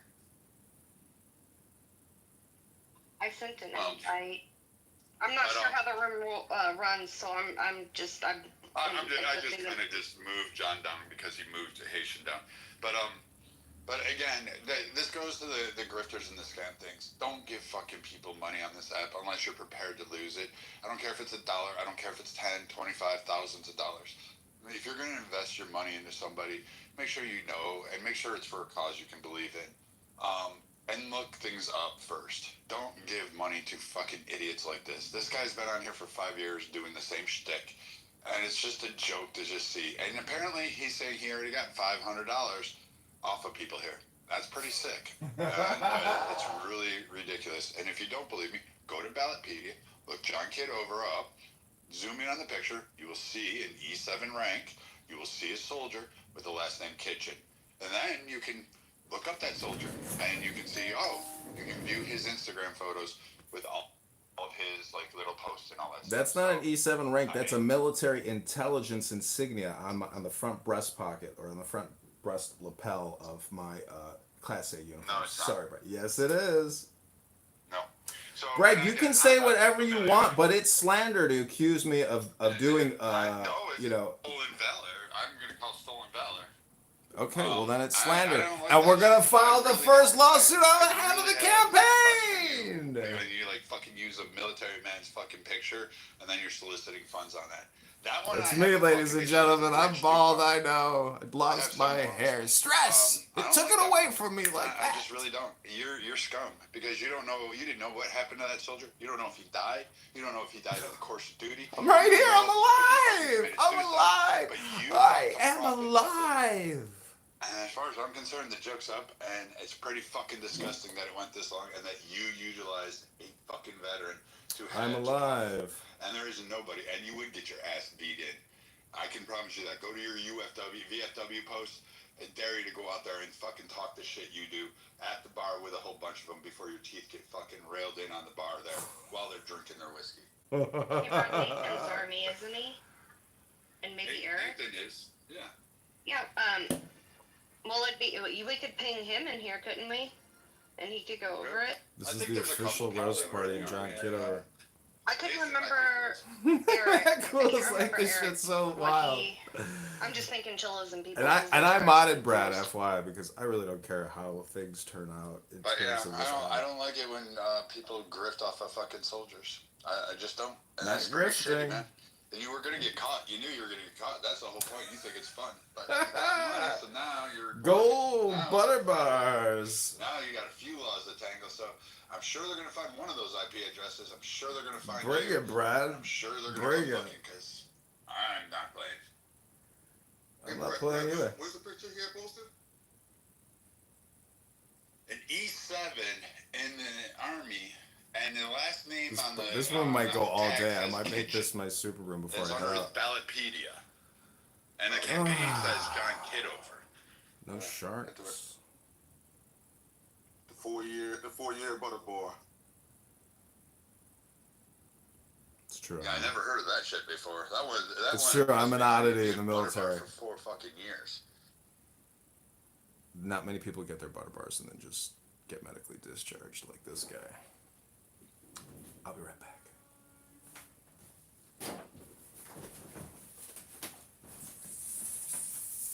Alright, I leave it to you guys. Have fun.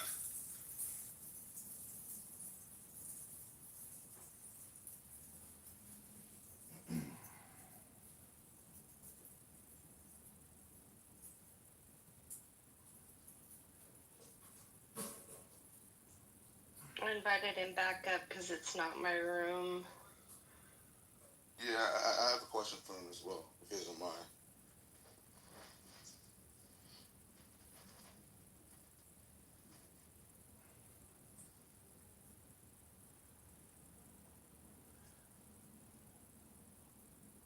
still in the room?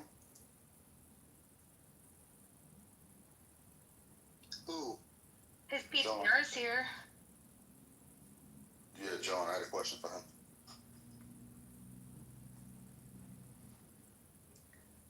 Hold on, I'm looking at it, and the picture is quite fuzzy. Is he talking about his name tag? Because the name tag definitely says Kitover. I don't know what he's talking about. I was kind of, yeah. I was kind of looking at, it's, if you click at the link at the top, you can see the picture in question. I don't do links. Sorry.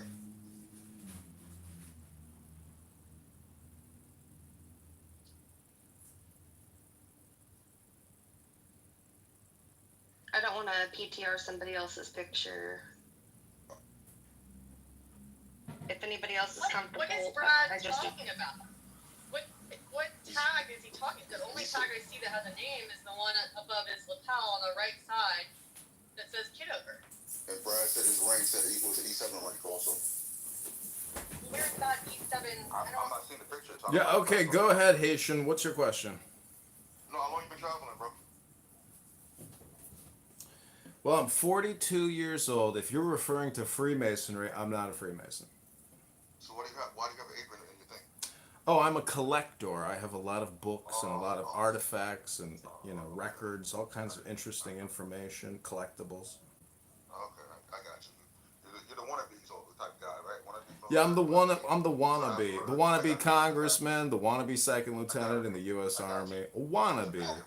Takes a wannabe to know a wannabe. Wannabe post Masonic symbols and not even a fucking Mason. I got it. I don't understand why this is being contested.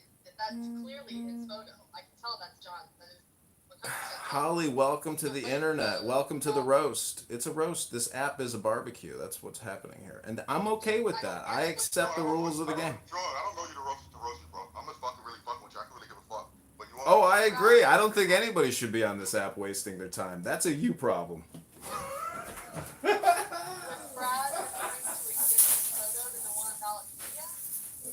What is the rank on the one that you see? Because I'm not seeing the picture, period. I'm not looking for it. I'm not looking at it.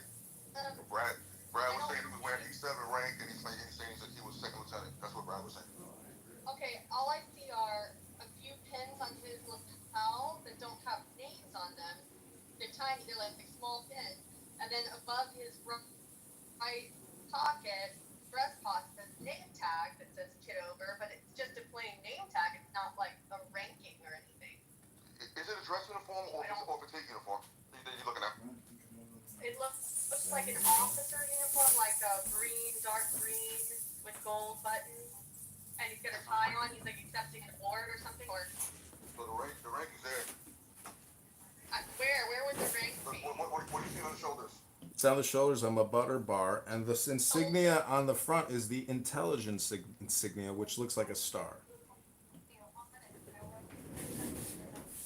Yeah, I know, bro. That's between him and Brad, because I didn't see the fucking picture, so. Don't have pens. There's just like buttons. Kitchen. I don't see kitchen anywhere. Yo, Mad Cool, put the shit in your picture on Mad Cool. You can also go to Instagram, and my profile name is John Kitover. You can scroll past all the videos from Politically Correct of you Haitian talking, and then you can get to my actual military second lieutenant, commissioning ceremony from the Citadel.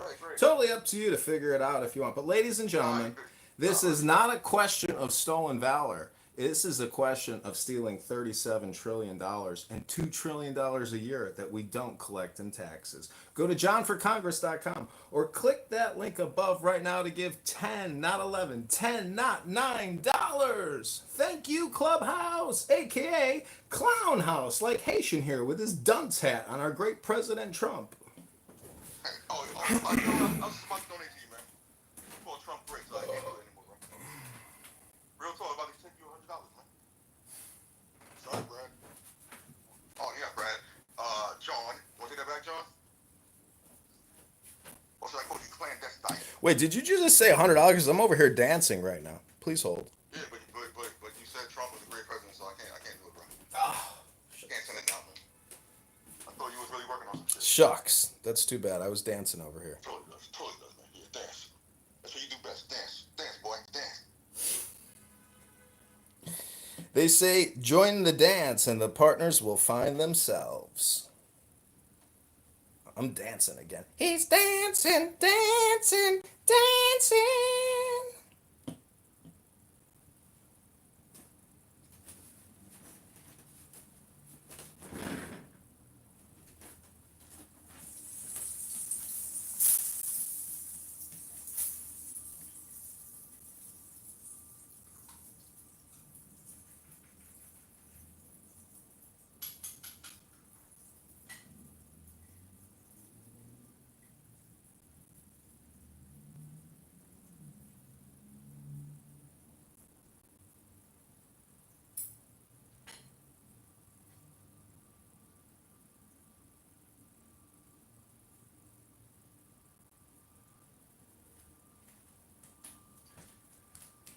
He's dancing, dancing, dancing.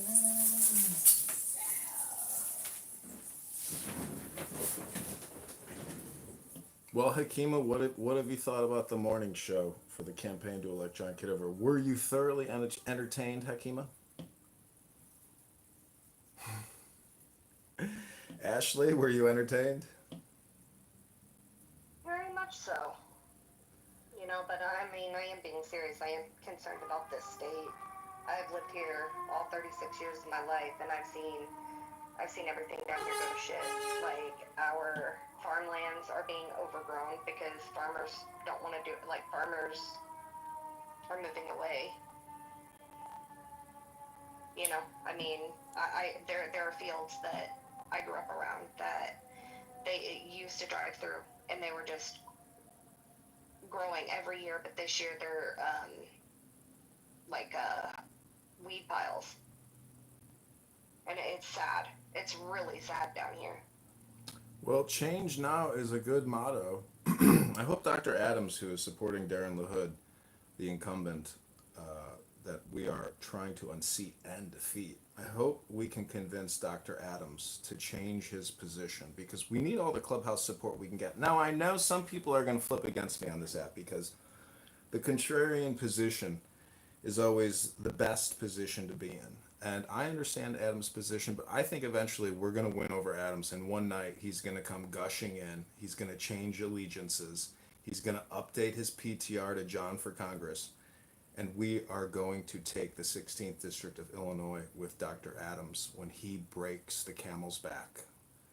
I just have a positive vibration. I think Dr. Adams is such a great performer. This might just be a front.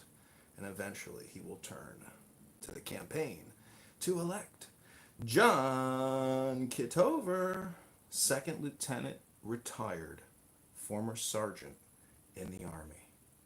Will he win this election? But Ashley, I hear you what you're saying about the farming. Um, you know, I think we have to maximize, our farming, limit our imports, tax the imports, and make sure farmers make as much money as possible at, market rate.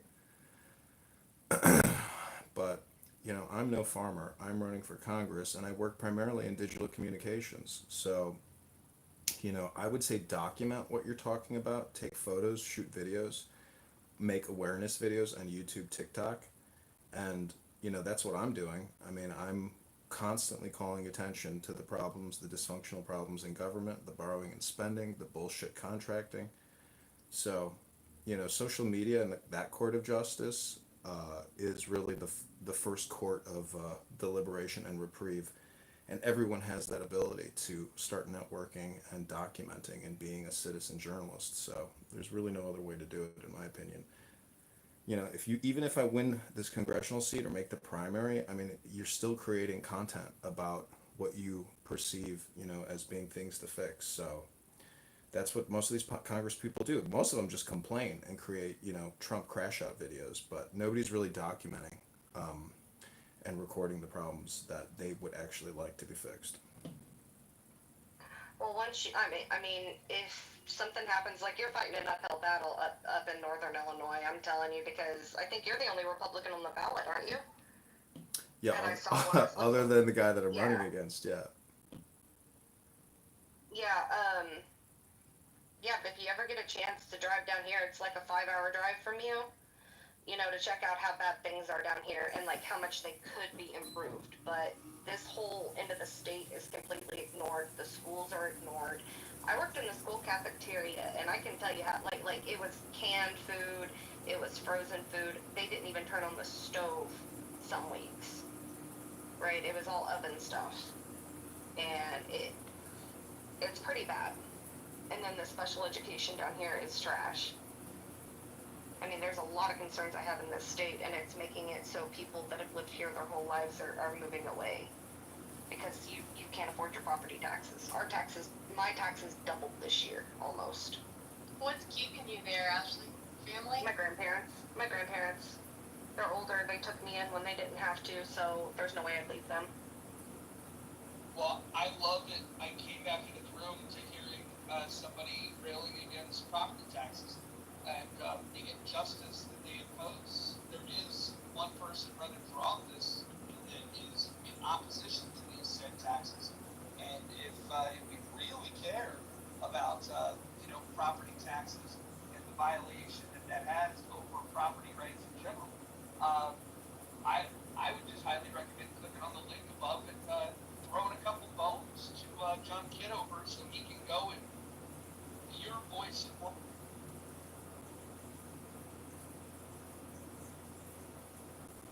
If I had the money, I would donate, but I don't right now. $1 goes a long ways. It does. It also puts you in our database, so I can reach out to you to help us with the campaign digitally. And I know $1 may be a time waster for you, but if you get in our database and we get your email or cell phone number and you're open to receiving messages from the campaign directly, we need direct digital action just as much as on the ground foot action. So your digital footprint and your digital activity can be even more valuable sometimes than on the ground action. Your retweets, your reposts, your citizen journalism, you will be joining a forever campaign until you tell us to stop spamming you. Well, if you ever run down here in my district, I'd help knock on doors and everything if you could bring awareness to down here, because it's a waste. Like, it could be a good area here. Well, who is your congressperson in your district? Let me look it up. I can't remember off the top of my head.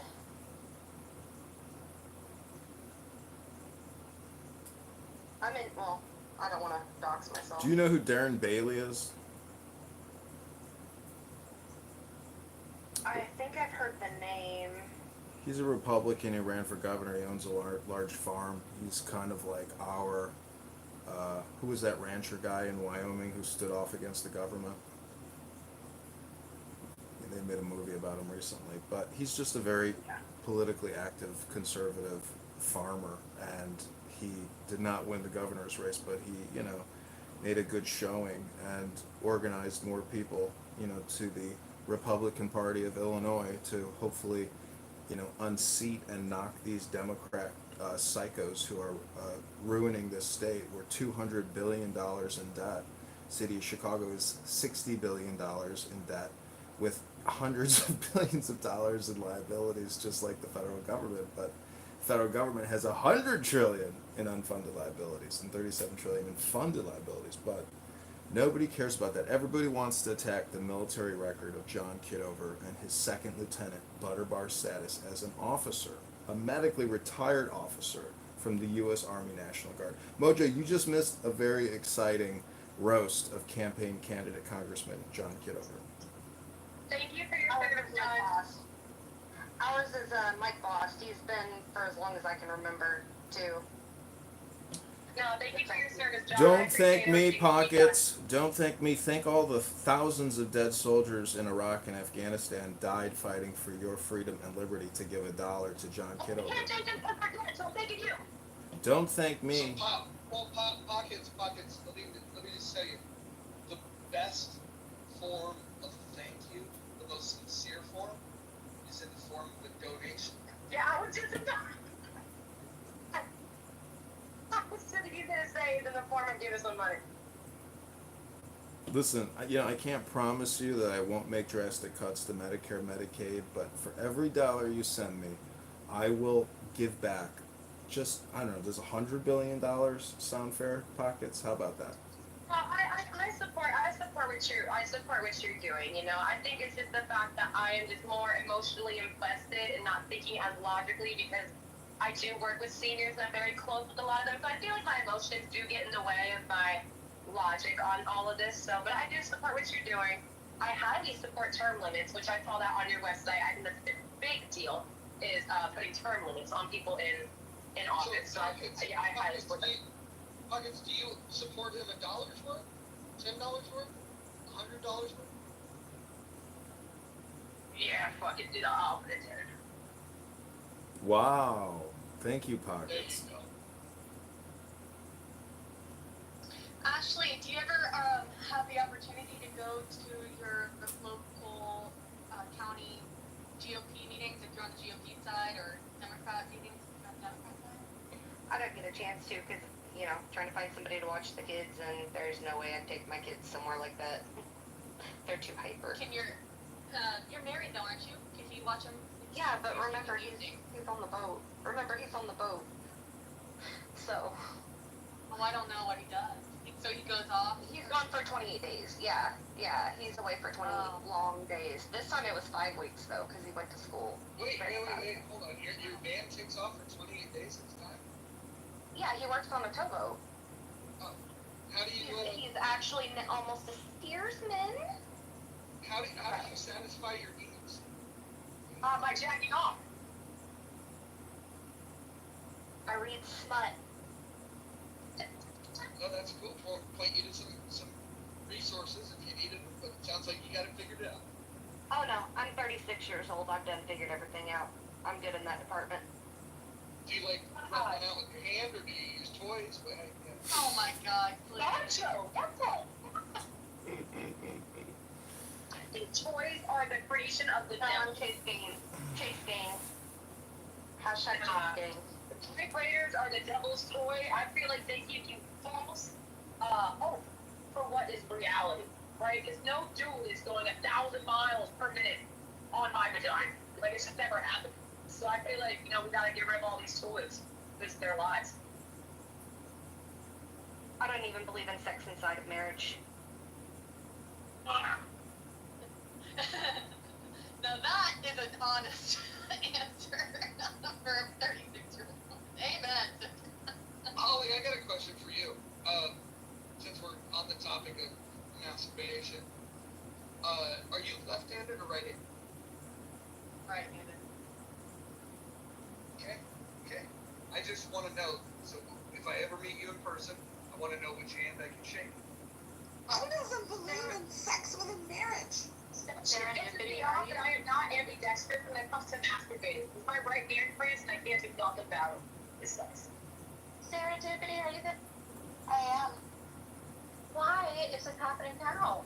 Because you came in the room. I don't understand. You did it. I must be some. I just heard somebody saying no sex in marriage. Are you kidding me? I'm kidding. It was a troll. It was a troll. I know. Hold on.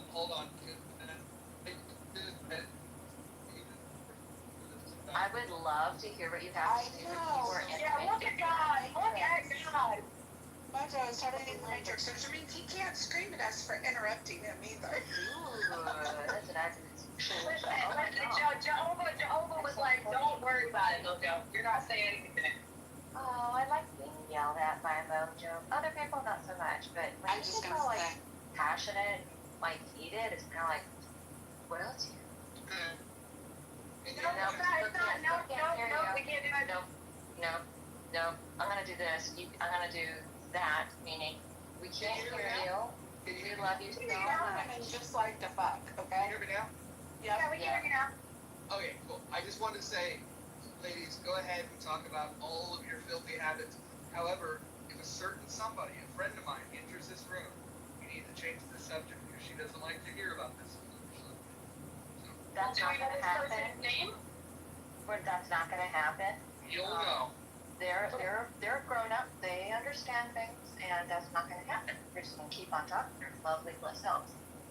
I think the ones who are most silent about the nastiest shit are the ones who are the nastiest. That's been my experience too, Pocket. Yeah. The gaslighting, right? Gaslighting. Yes, it's the book girl. I used to be very, very quiet. Yeah, you a freak girl. Lady in the streets. Yes, you weren't even so scared to think that's some crazy shit. Apparently, I'm so influential. All I have to do is go into a room. I know. And I didn't even do it, Kristen. Did you see? I didn't bring that. I didn't bring that. Yeah. I was a very good girl. I'll be honest, I don't like talking about it, but I don't know. My best friend, my closest friends, we talk about sex, but I'm not big on like No, I topics. totally understand. See, no, I'd rather tell my strangest desires to strangers. Don't fucking know them. My friends will look at me. My friends will look at me and be like, I'm never sleeping over your house again. You know what I mean? So, yeah. I feel very judged. Can I make a suggestion? Of course. Yes. Okay. So, take how many times you masturbate per month and multiply that by 2.5, and that's the denomination that you should donate to. Damn, so I don't have $20.50. I'm into Fin Domination. Cash App is open. Yeah, I get off on draining men's bank accounts. I think I owe him $25.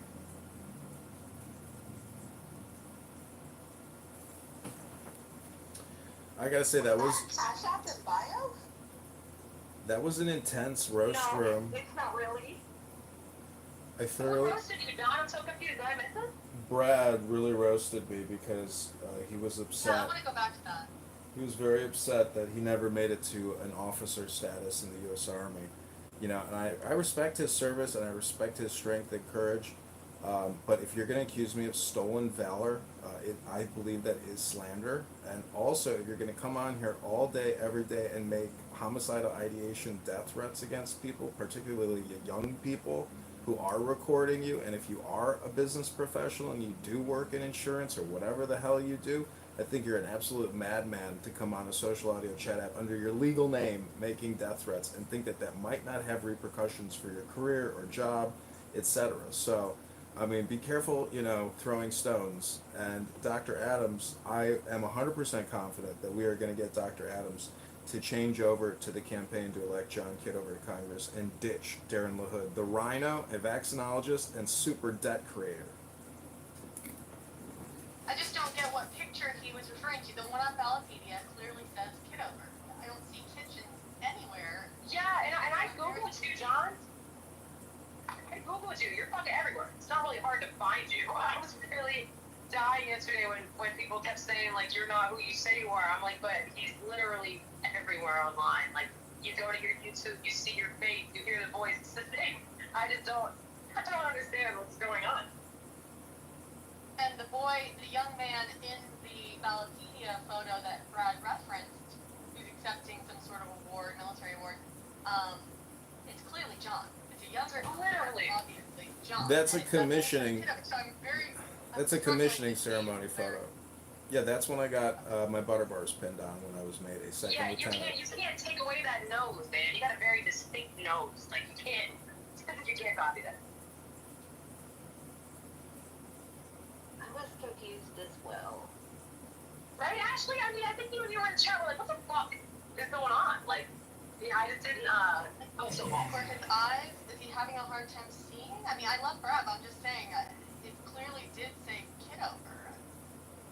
I didn't see any other place on his shirt that said letters. That was the only place that had letters. So, and he said Ballotpedia photo. So I don't know what other photo he could have been looking at. It's a real thing, Holly, that, like, if you think something is there, you're going to see it sometimes. People are just, like, they believe it so hard sometimes, it's what they see. And you can't prove it wrong.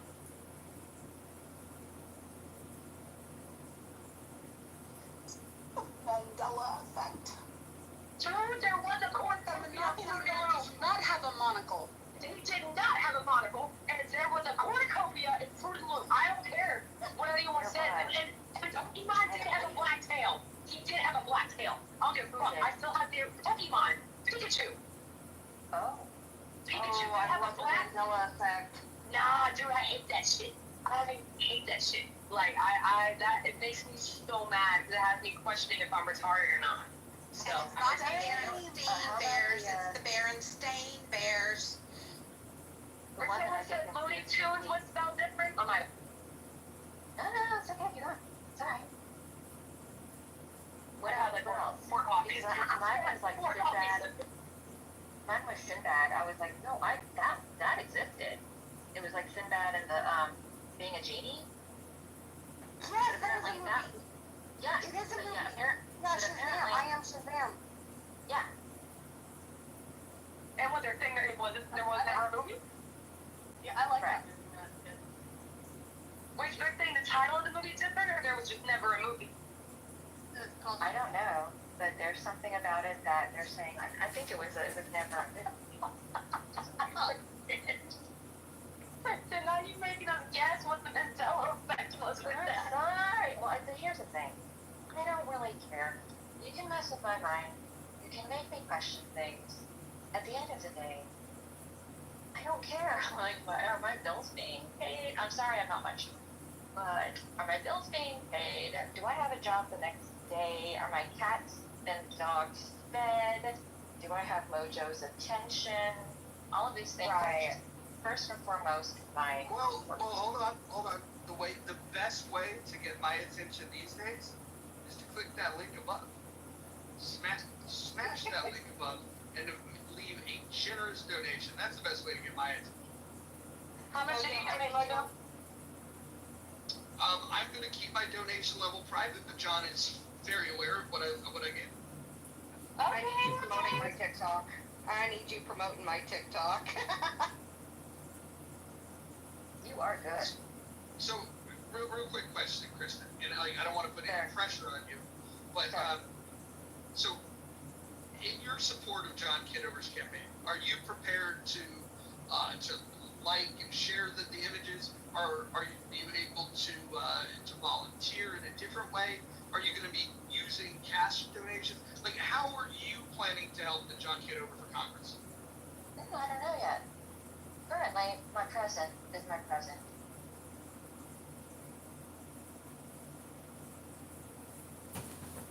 Well, if you. What if we just did this? What if everyone in this room that hasn't given at all, what if you were to just click that link and just as a gesture of goodwill, leave $1? Doesn't mean that will be the last dollar. Maybe it is the last dollar you leave. But what if everyone in this room right now, including those that have already given, such as myself, what if we just click the button and give $1 right now, just to recognize that we are in support? It's $1. It's $1. $1. We can all afford $1. And depending on what state you live in, that might be the cost of a single egg. If you can give $1 for a single egg, certainly you can give $1 for somebody that's going to advocate for policies that will lower your cost of eggs.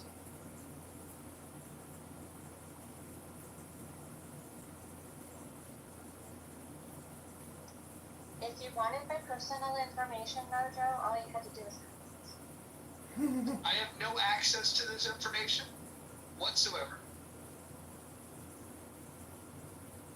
Well, then I guess you won't be happy. I will put $1 in an envelope and send it to you.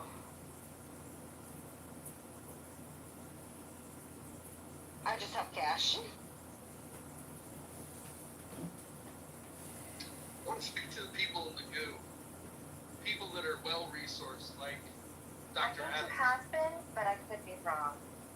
Well, Dr. Adams he's a doctor, for crying out loud. As a doctor, I'm sure he has an excellent salary. I think we can get Dr. Adams to part with at least one of his hard-earned dollars today. Dr. Adams, please let us know once you click the button and you've given your support for John Kitover.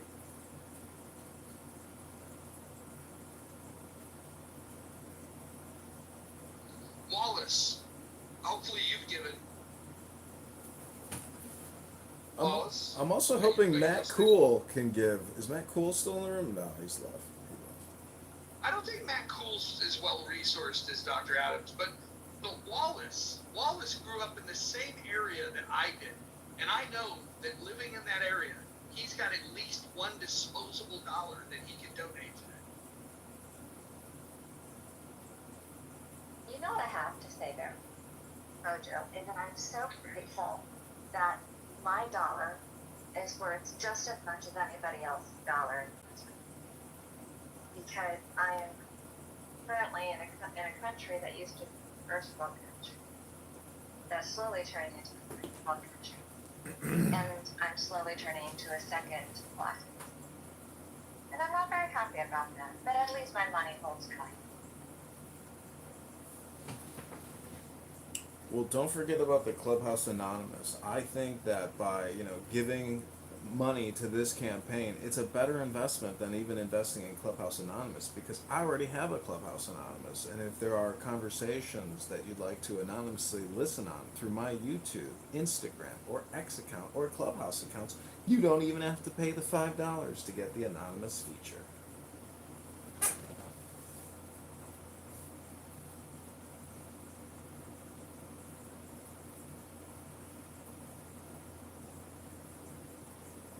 John, when you factor in every dollar collected plus the matching funds, what is the grand total that the campaign is at in less than 48 hours of kicking it off? We're at $1,100. Wow. And that's less than 48 hours. Imagine where we're going to be 2 weeks in. I know. I really want to optimize my time here and try to probably make, I have 2 offices in my house, and I know if I want to do more, I got to be in the other room and let these rooms run. I think disengaging and doing controlling my time is a challenge with the stickiness of creating these types of rooms, but the Craigslist ads are not generating responses, so I have to find another way. It could be Facebook, and there's more work I need to do to get campaign volunteers. When I ran for committee person, I had people coming out of the woodworks to help me, but because there's a lot less people involved in the geographic proximity of Rockford and Peoria, but connecting with real people on the ground there that are sick of Darren LaHood is who I need to find. I would reach out to a guy by the name of Ken Matz. He's an elected member of the state executive committee of the Libertarian Party, and just connect with him. Ken Matz. That's Mattes. You can find him if you look up the Libertarian Party of Illinois. It's on the website. Reach out to him directly. You can mention Roger Mayhem and just say that you want to bend his ear a little bit and see if he's interested in discussing ways to defeat the hood.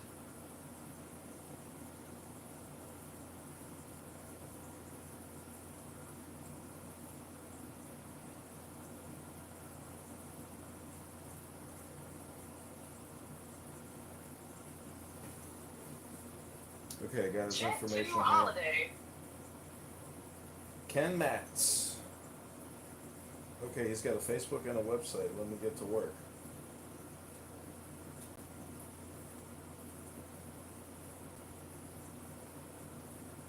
He's also on this app, so you can tell him that he can come join any of these conversations on here if that's easier for him.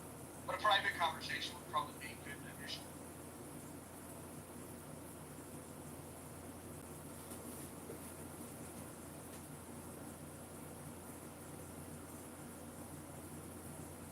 I wonder if your piece is going to donate. I know that she talks a lot about looking to help the black community. Maybe she's willing to vote in someone that wants the same thing she wants for the black community. Let's bring your piece up.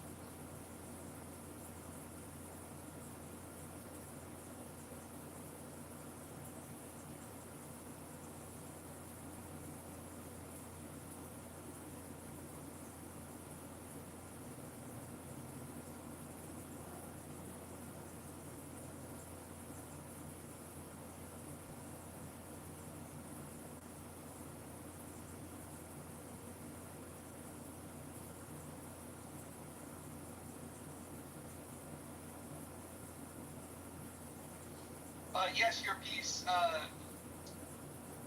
John Kitover's running for Congress. You click the link above. What he's hoping to do is make sure that the ways the government intrudes in our lives, I'm sure that you've seen the way that they've intruded in the lives of your people. You might find a great ally in John Kitover. But click on that link. That's the first step. And prayerfully consider a generous donation.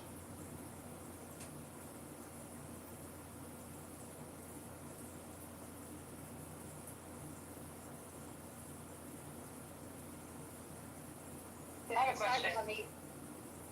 I'm about talking. No, you go ahead. Mine's totally off topic, so forgive if you want to say I'm before I do. I was just gonna say, I would have $1, but the thing won't let me use my Cash App remotely.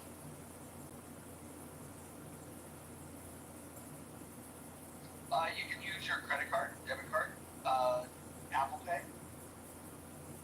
I know, I just prefer, like, if it's not a well-known site, to use my Cash App, and I can't find my card.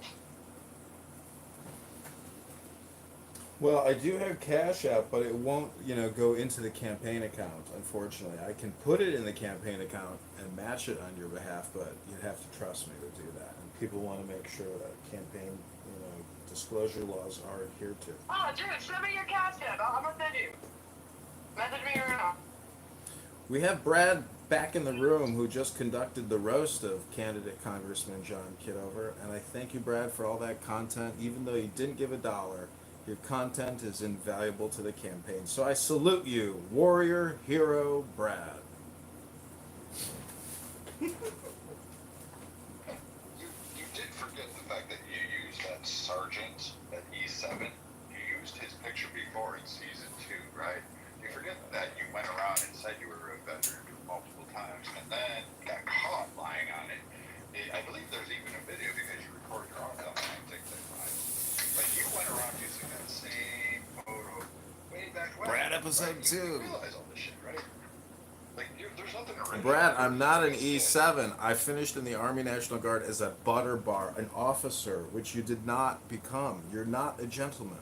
I am a gentleman, an officer, a medically retired U.S. Army intelligence officer and former infantry sergeant in the National Guard. That's my military record, Brad. You can go on and on and on and on, but that's my military record.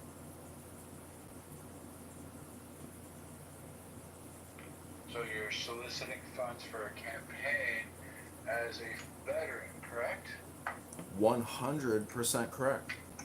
Okay, so you realize that's a federal crime, right? Go ahead and file the federal charges, and then you can have my DD-214s, and then maybe if you keep making death threats on Clubhouse, you too will have federal charges.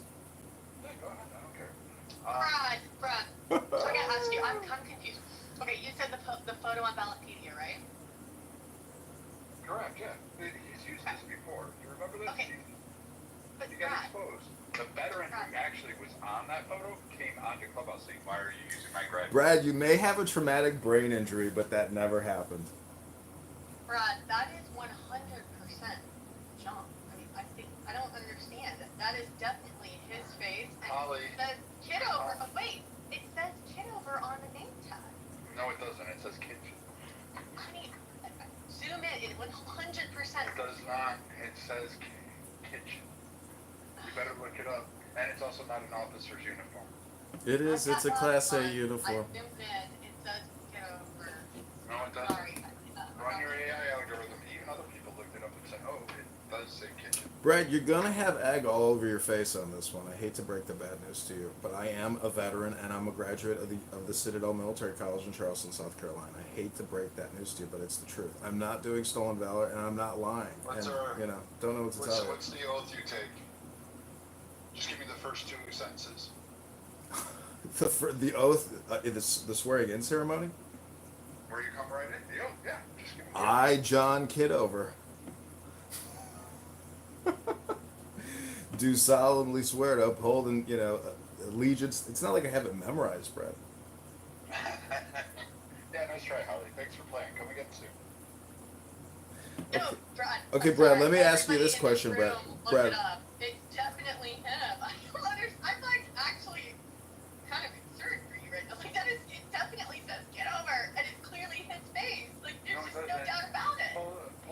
out, do a Google search, and it'll say kitchen on the last name.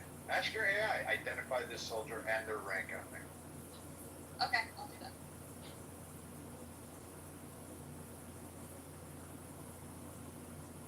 Yeah, Brad, I'm not lying, and I'm not making anything up. If you want to come to Chicago, I will invite you into my office and show you all of my military records, and show you pictures and prove to you who I am that I say I am.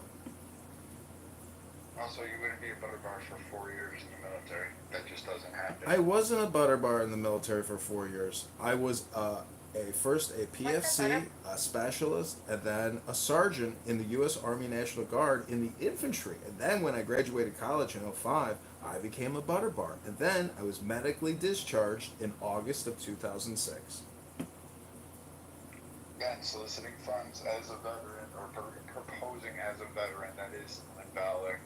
And it is It's not stolen valor. I'm a Service Connect disabled veteran, Brad. What you're doing is slander, sir, and you're no gentleman. And if you keep doing it, I will find a lawyer in Chicago to send you a cease and desist. Go ahead, try to find all of it. Okay, great. Well, everything's being recorded, so the Court of Social Justice will prove that, you're making false accusations. You may have a traumatic brain injury, I don't know, but what you're doing is not genuine, sir. I'm being transparent here. But I am going to disengage from Clown House today. And, it gets very tiresome, and I need to essentially meditate, focus on my health, because a good congressional candidate takes care of himself.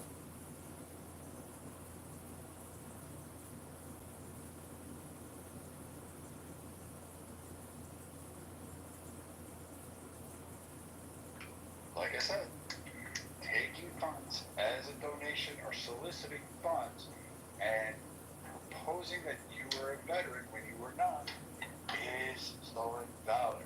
Now, you can pretend you're a veteran in any aspect. You can walk down the street with a uniform on. But the problem comes is when you receive benefits or funds or you raise some kind of financial gain in it, then it becomes a crime. So guess what, buddy?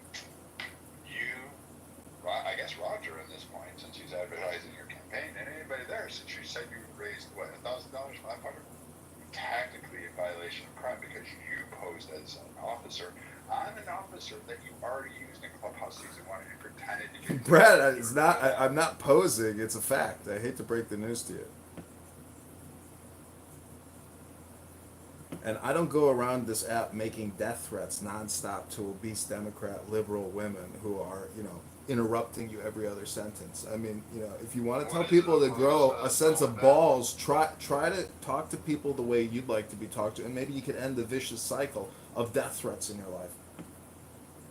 Well, I'll tell you what, why don't you walk into any VFW post in Chicago, or better yet, why don't you go up to Great Lakes, which is right there in the backyard. Brad, I'm in the American Legion, post 777.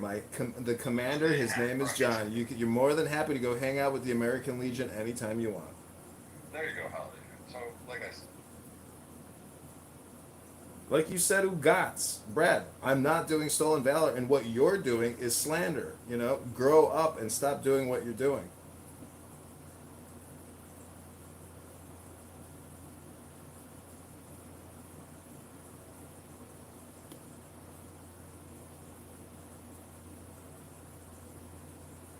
I also found from 2002, looks like John Kitover was with the Citadel. Let's see. The Citadel's team captains lead by example. It's an article, and it goes on. He is listed as one of the top performers by sport. It says John Kitover, baseball maybe, or physical education 3.85, or maybe it's John Kitover dash rifle. Sorry, 3.82 business administration. Is that right, John? Yeah, I was on the NCAA rifle team, and you do .177 caliber, put on these giant suits, and I think what else? Yeah, that was the main sport I did in college. So there's confirmation of that.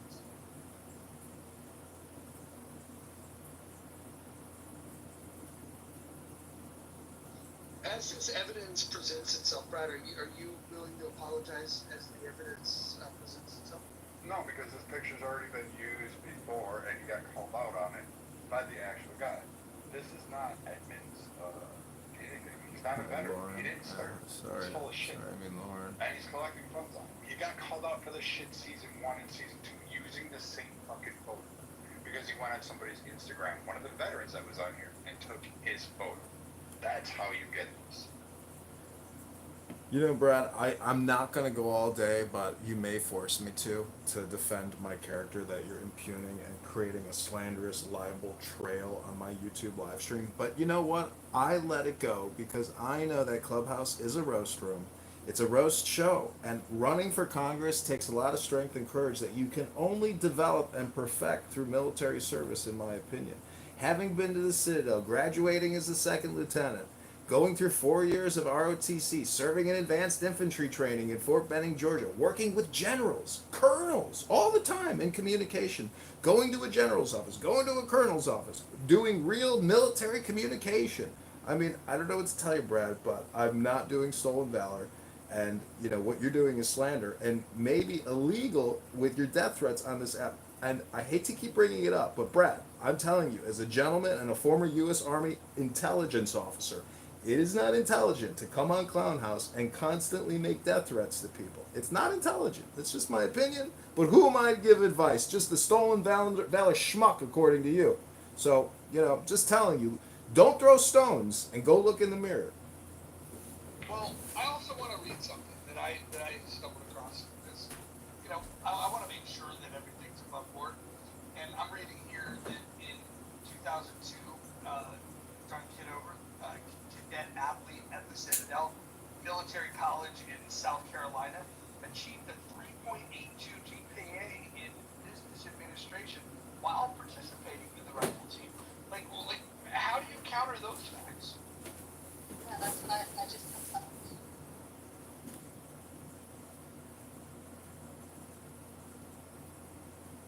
And I mean, I guess where I'm stumped is it's so obvious that the photo is John. It's clearly John. I don't understand. It's not. It's Kitchen is the last name. Because again, Edmund used this skit before. Again, he used this photo before. So Holly, you want to believe it? I don't fucking care. You can be dumb and retarded too. I don't fucking care. You donate your time. I'm just telling Republicans. This guy is fucking soliciting, faking his entire enlistment. He said a bunch of shit that isn't even true. He can't achieve anything of what he said. His medical discharge, he was a sergeant major that we made it to an officer. No, the motherfucker would be 50 fucking years old. Sergeant Major, what are you talking about? I never claimed to be a Sergeant Major. I finished up as an enlisted soldier as a sergeant, Brad, a sergeant in the U.S. Army National Guard. What rank is that? E5 soldier. Hoo! Okay. So you got your E5 here, who spent all that time and then all of a sudden Mustanged up and became an officer. Yeah, and then you went to. That's called graduating college at the Citadel, Brad. The Citadel! The Citadel! That's how you say it, Brad. The Citadel! Underwear guy who's got pee stains on him with 15 phones in front of him. Like, yeah, okay. Pee stains? What are you talking about? Pee stains? Who's got pee stains on their clothing? That's disgusting, Brad. You know, Brad, I described you yesterday as a heat-seeking missile. Look at his Instagram photos, Holly, and you tell me this guy with the 20 phones in front Yeah, of Brad, him. why have you never accepted my Instagram friend requests? I've requested you on so many of my accounts. You've never accepted. Brad, I'm not defending who John is as a human being. I'm not talking about any of that, whether I like him or not. I'm saying the name tag says Kitover. The face is John. It says fucking Kitchen. Unless he altered it again. Unless he altered it after I fucking cooked his ass earlier. It says Kitchen. Even Adams, even other people in the audience who submit said, holy shit, it does say Kitchen. Scroll up into the chat. Everyone in here zoomed in. We all looked really closely. Actually, it's a little clearer if you zoom a little bit out. It's closer and you get it fuzzier again, but it's clearly Kitover. The soldier's name is Kitchen. Literally Kitchen. Now, if John changed the picture and did some fucking Photoshop real quick after I cooked his ass, that's different. But I'm telling you right now, when I'm looking up, let me do this, we'll pull it again. Yeah, I read it through fucking, I'll use this chat GPT, whatever this fucking thing is. It's kitchen. Comes in his kitchen.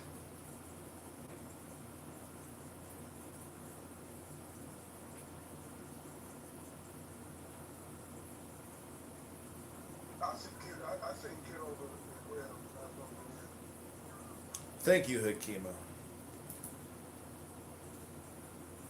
So I'm going to put my Instagram profile in the chat. Scroll down to the bottom of the profile. You can see more military photos. And Hakima, and I'm going to upload a special military photo from Fort Benning, Georgia, where I'm with 2 African American men in the field taking a photo.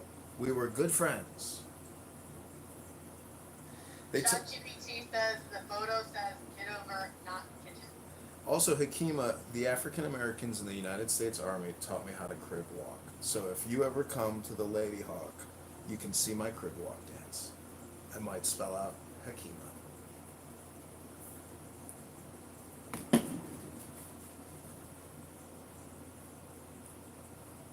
There we have it, ladies and gentlemen, the roast of candidate Congressman John Kitover, former U.S. Army officer in the intelligence of the United States Army. That's right. Finished my time at Fort Huachuca, Arizona. Was medically discharged from Fort Huachuca, Arizona in August of 2006, ladies and gentlemen. And that's how I ended my career in the U.S. Army National Guard.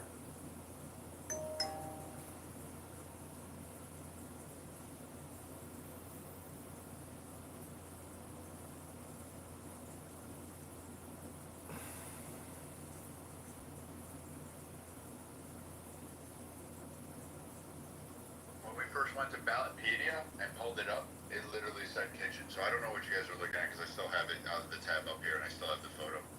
And it was kitchen. And again, this is the same photo that shit used in season 1 or 2 of Clubhouse. He was like, hey, trying to hang around better in circles, doing his fucking bizarre fucking bullshit behavior, and sitting there going and streaming people, and he was all treated this way. It's the same thing, except now he's just basically soliciting funds, posing himself as a veteran. This motherfucker never served. This motherfucker never put on a uniform. This motherfucker never went to the Citadel. Like if you look at my PTR, and like that's his name clearly goes there, and that's from early when he first said it, and that's when I took that look at it, and it clearly says killer.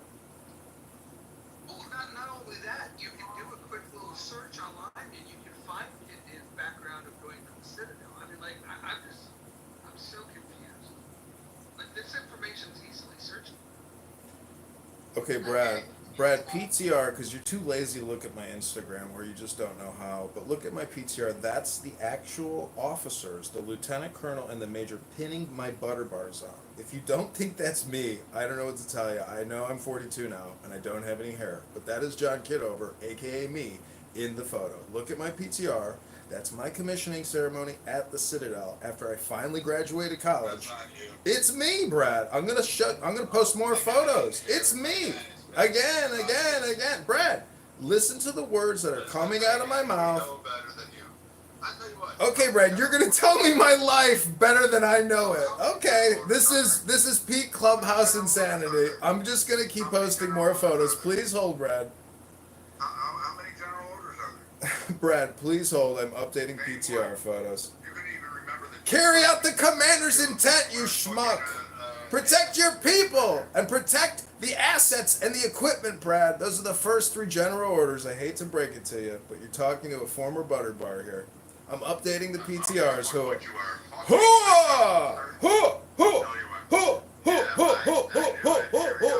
Brad, you're gonna lose this one. You're gonna lose it. I think you're a fucking moron. I think you're full of shit. I'm doing to him. I know I won't apologize. Fuck you. Fuck them. Fuck him. Listen, Brad, here's another PTR for you. This is me graduating the Citadel. That's my Citadel, senior uniform, holding my diploma. Look at that. And that's Major General Grinolds, a Marine Corps general. Ollie, again, this isn't this motherfucker here. It is, Brad. I don't know what to tell you, man. You're wrong, dude. This is not Edmund again. It's John Kitover, Edmund Dakin. I live on Edmund Street, you schmuck. Edmund is not my name. My name is John Zachary Kitover. Prank that that Roger cooked up with. This is not a prank, Brad. This is not a prank. Hoping he gets to maybe you're hoping he gets over the limit of $1,000. In which case, the FBI actually does come to the door. No, Brad. The FBI comes to the door and shoots me. All right, I'm going to have to notify the FBI in Chicago now that you're mentioning them. And I know the head, Ed Ross back here in Chicago. I've interviewed with him. I know who he is. No ankle monitor on this. That's just a strap to my paddleboard down by my boat that I'm headed to, Brad. I hate to break the news to you, but... No, I didn't name it Amistad. That was Mojo here. It's called Lady Hawk. Also, ladies and gentlemen, this is a lot of fun, and Brad, I gotta hand it to you. We need you. Without you, there would be no conflict, and it would be the most boring recording ever made. So I'm gonna post the YouTube live. You can see me in my Trump hat, in my Jesus Christ t-shirt that I bought on eBay, and you can see a former U.S. Army Second Lieutenant Butterbar. And if you want to call my roommate at the Citadel, who has used me for his background investigations as he's moved up into the military-industrial complex, I'd be happy to give you references, referrals, people that know me, that served with me.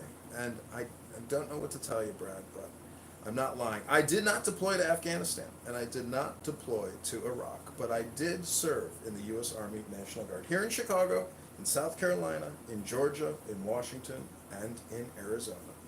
That's my record, Brad, and I'm sticking to it. And I'm recording myself live, so if I'm sitting here doing stolen valor, as you suggest, I would suggest that what you're doing, sir, is slander. And it could be libelous and result in actual financial damages. Good.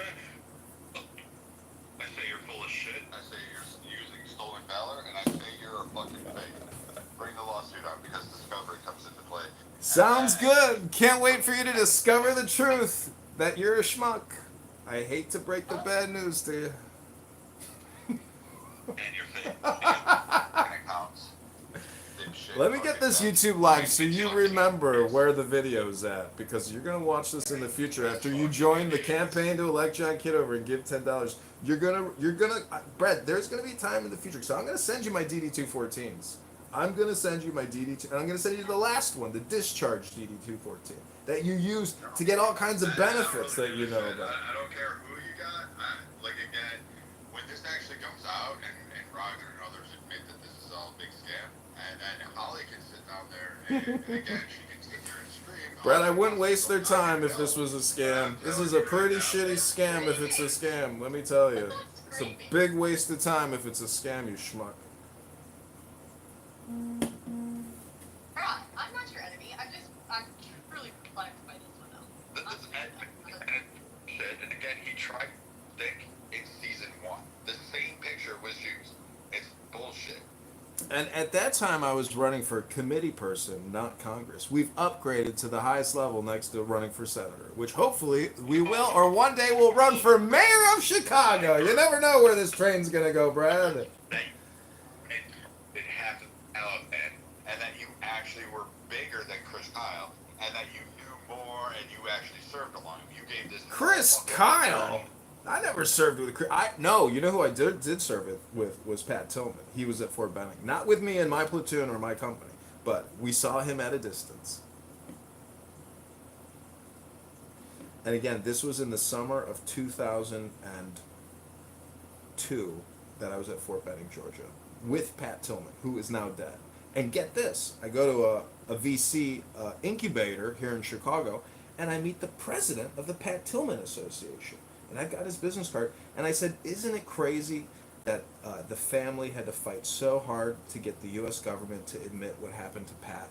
And he just shook his head, and there wasn't much to be said. But I don't know if you saw this, but Pat Tillman's brother recently drove a car into a bank, I believe, in Arizona. I'm not making this up. I will get the link and post it right now. Please hold. I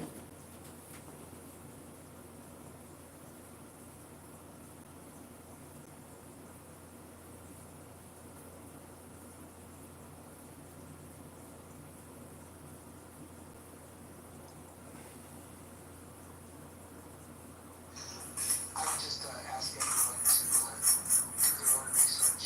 Google is your friend. You can find out the truth about people. John Kitover did go to the Citadel.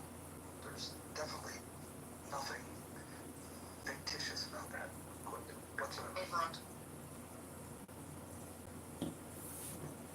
What So, was that?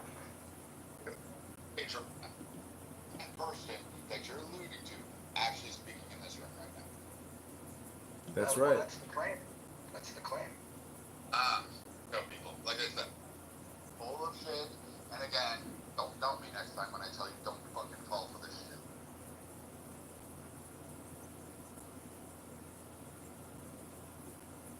But we know what he looks like through YouTube. We've heard his voice, so we know this is the same individual that's on YouTube.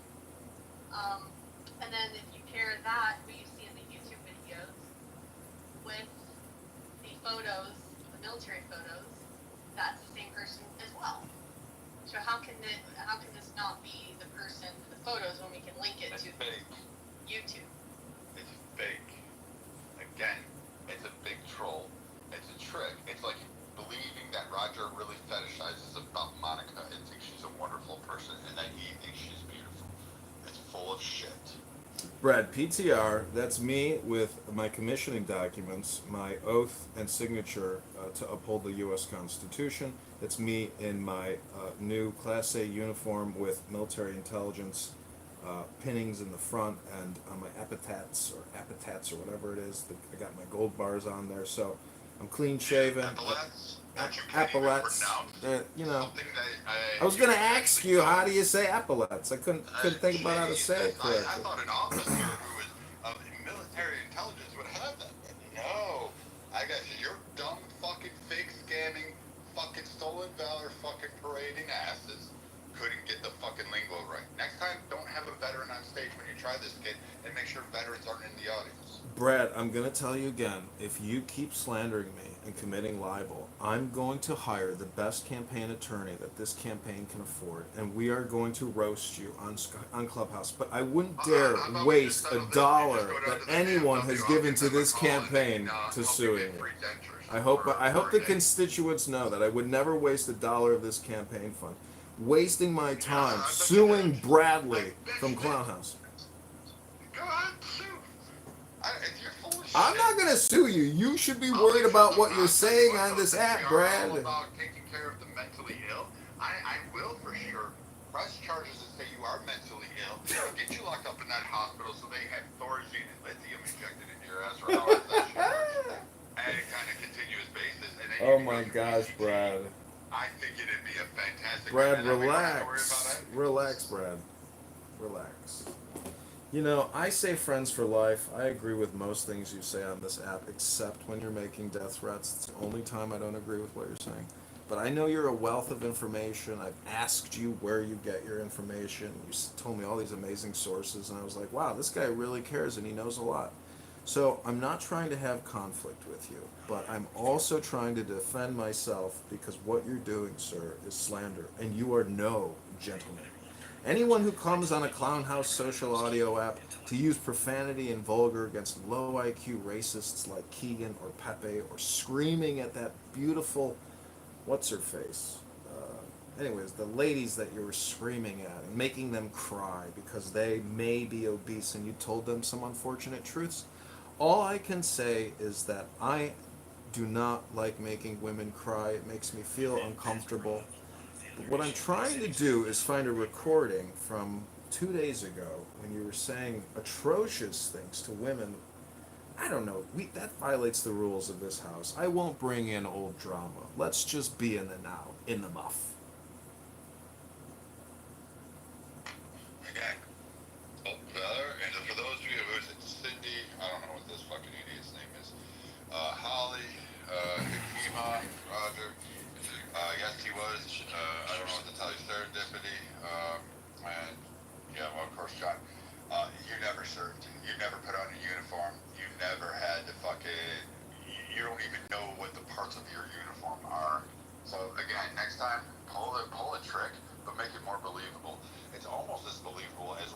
wanting the whitest of white women and the fattest of fattest women, Monica, to and flirt with, because damn sure well know that that's not Roger's type.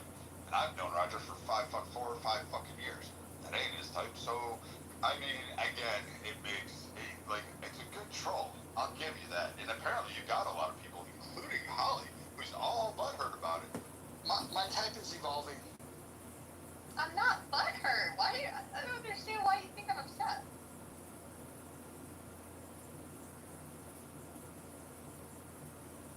Well, Brad, I don't know what to tell you, but I'll tell you what I did do when I was at Fort Benning, Georgia, after we did the bayonet, which is a 20-mile rock into a river where you go across a wire, then you assault a turret or a mill box. And I got to tell you, we would have gotten wiped out. There was no leadership. The drill sergeants disappeared, and they observed from a distance, and we would have all gotten wiped out. Nobody was formed in a way that would have prevented friendly fire. There was no.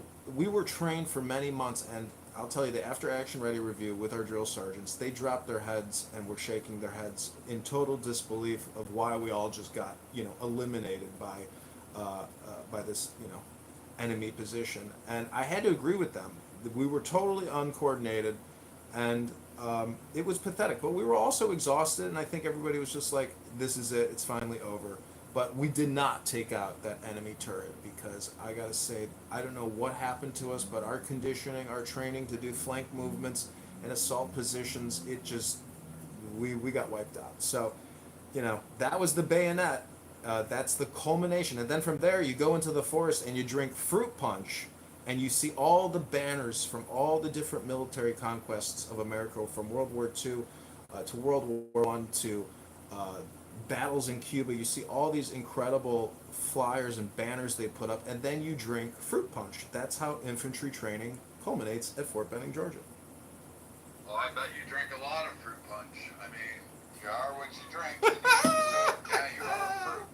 That's it. Brad, it's a metaphor for blood, not in a fruity way, Brad. Don't project. I'm just saying that you drink fruit punch because it's a metaphor for being bloodthirsty warriors. I will hand it to you, Roger. You did one of the most epic trolls on here. I mean, you surpassed a lot of people on here. I mean, you may have actually beat Alex New York. I think hats off to you, sir. You did it. I congratulate you.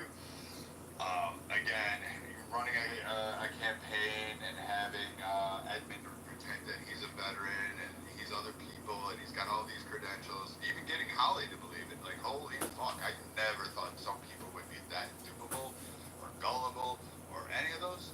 Hats off to you. Holy shit. Like, yeah, I'm no longer going to stop people and call out bullshit and stop you Republicans and conservatives when you actually come back at me, and then you'll say, oh, I'm crazy, I'm dumb. Yeah, for 5 years, you're going to now say, oh, I'm going to take this guy seriously. All of a sudden in a month, because Roger gave your blessing. This is the most sheep-herding mentality I have ever heard of, and it's insane. It's actually insane. Hats off to you, Roger. You win. Well, Brad, you know what else is insane? Coming on social audio chat apps and making death threats. That too could be illegal. Not just insane, but illegal. Now, I am accused often of illicit recordings, which could be violating Illinois or federal law. However, I have to say, in today's day and age, live streaming all your activities, especially your political activities, could be the safest move you make in anticipation of some type of lawsuit or counter lawsuit. Because every time you get sued, guess what you can do? You can countersue. So change is now, and we need you, the roasters of candidate Congressman John Kitover, to donate $10, not $11, not $9, but $10. Click that link above right now. Do it. Go ahead, Howard. Give 100. Give 1,000. Give 10,000. Again, I recommend it. Everybody believe Edmund. I think I've done my work here. I've done it twice in one day. I'm on a roll. I've cooked Keegan yesterday. I've crushed his,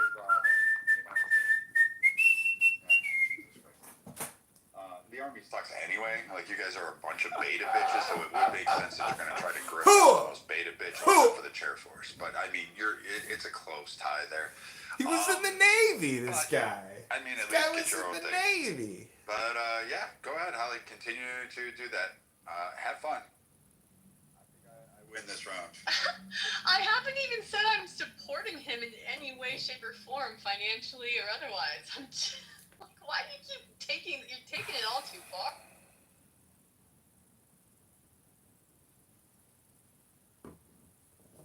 Edmund is a veteran, is the newest fucking... That was Revelry there. That was me whistling Revelry.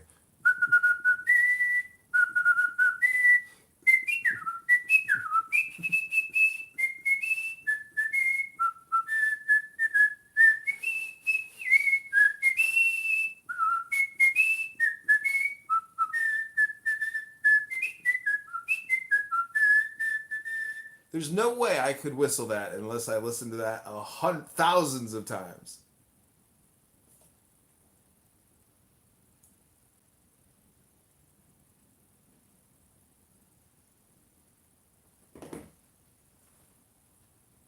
Well, ladies and gentlemen, we've had another exciting edition of Clown House Drama. Heated conversations about nothing. People causing crises, causing slander, causing all kinds of chaos here on Clown House. Chaos agents, as I like to call them. Men that are not gentlemen. They don't know the first thing about being a gentleman, a soft man, a supple man. Someone who has stopped with the road raging, sick and tired of people lying and borrowing and spending on your behalf. If you're sick of people like that, then you need to give $1 to the campaign to elect candidate Congressman John Kitover in the 16th District of Illinois. Hooah!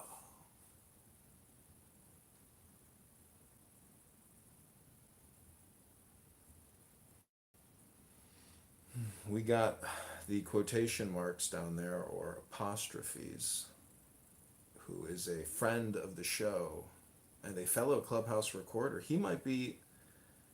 Oh, We'll See is contributing. Thank you, We'll See. God bless you.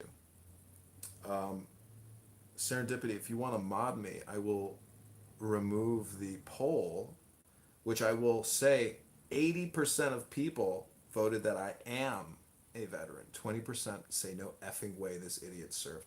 Now, I understand if you said that this idiot didn't serve because I am a clown. I'm a comedian, and clowns are stupid idiots. So, but there's a mystical approach to being stupid that I think maybe you're overlooking.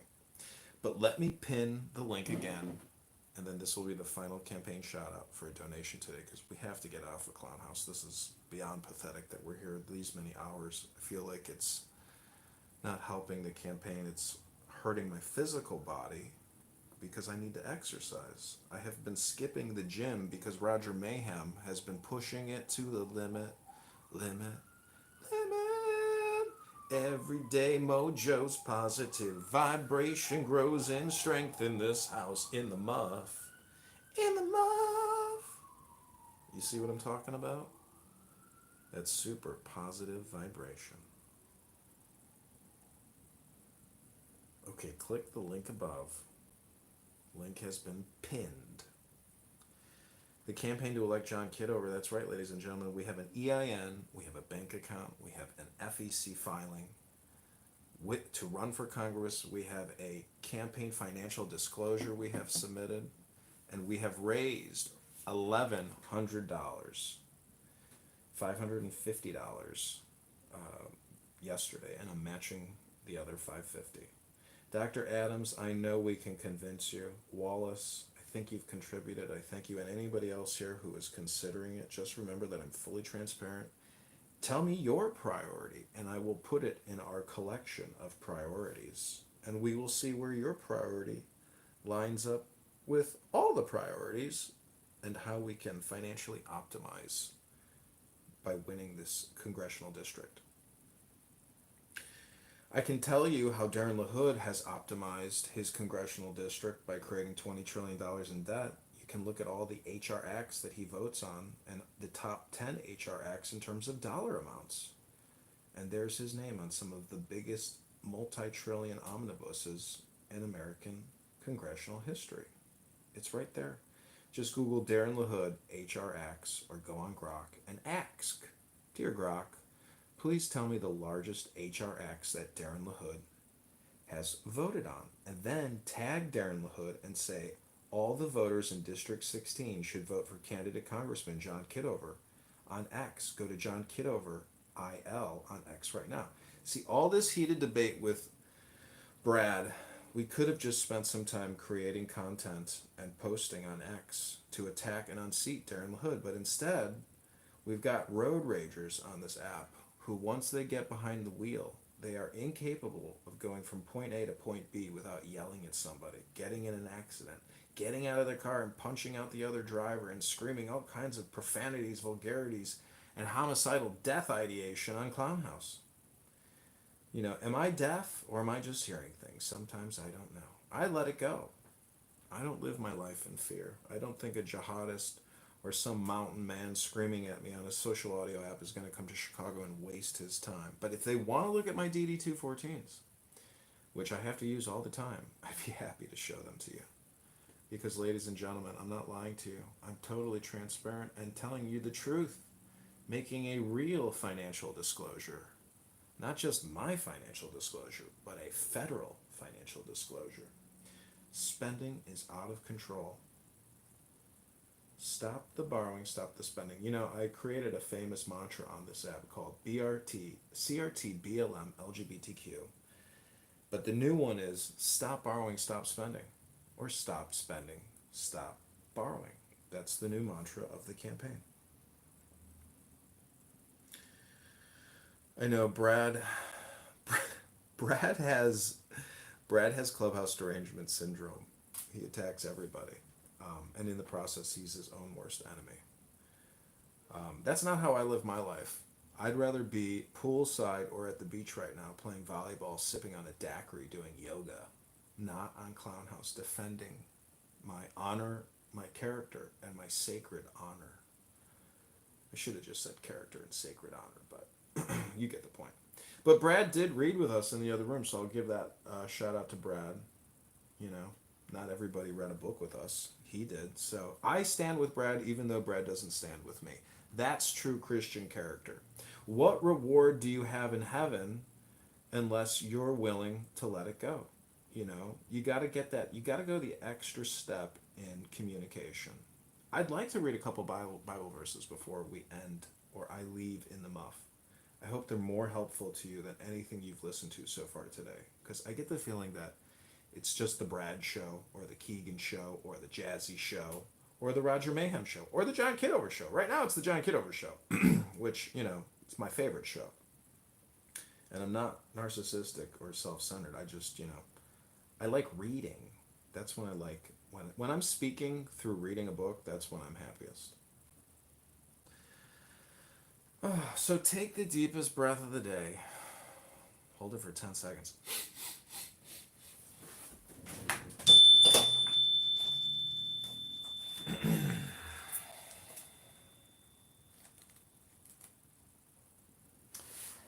Listen to this. Every nursery rhyme contains profound magical secrets which are open to everyone who has made a study of the correspondences of the Holy Kabbalah. To puzzle out an imaginary meaning for this nonsense sets one thinking of the mysteries. One enters into deep contemplation of holy things, and God Himself leads the soul to a real illumination. Hence also the necessity of incarnation. The soul must descend into all falsity in order to attain all truth. For instance, old Mother Hubbard went to her cupboard to get her poor dog a bone. When she got there, the cupboard was bare, and so the poor dog had none. Who is this ancient and venerable mother of whom it is spoken?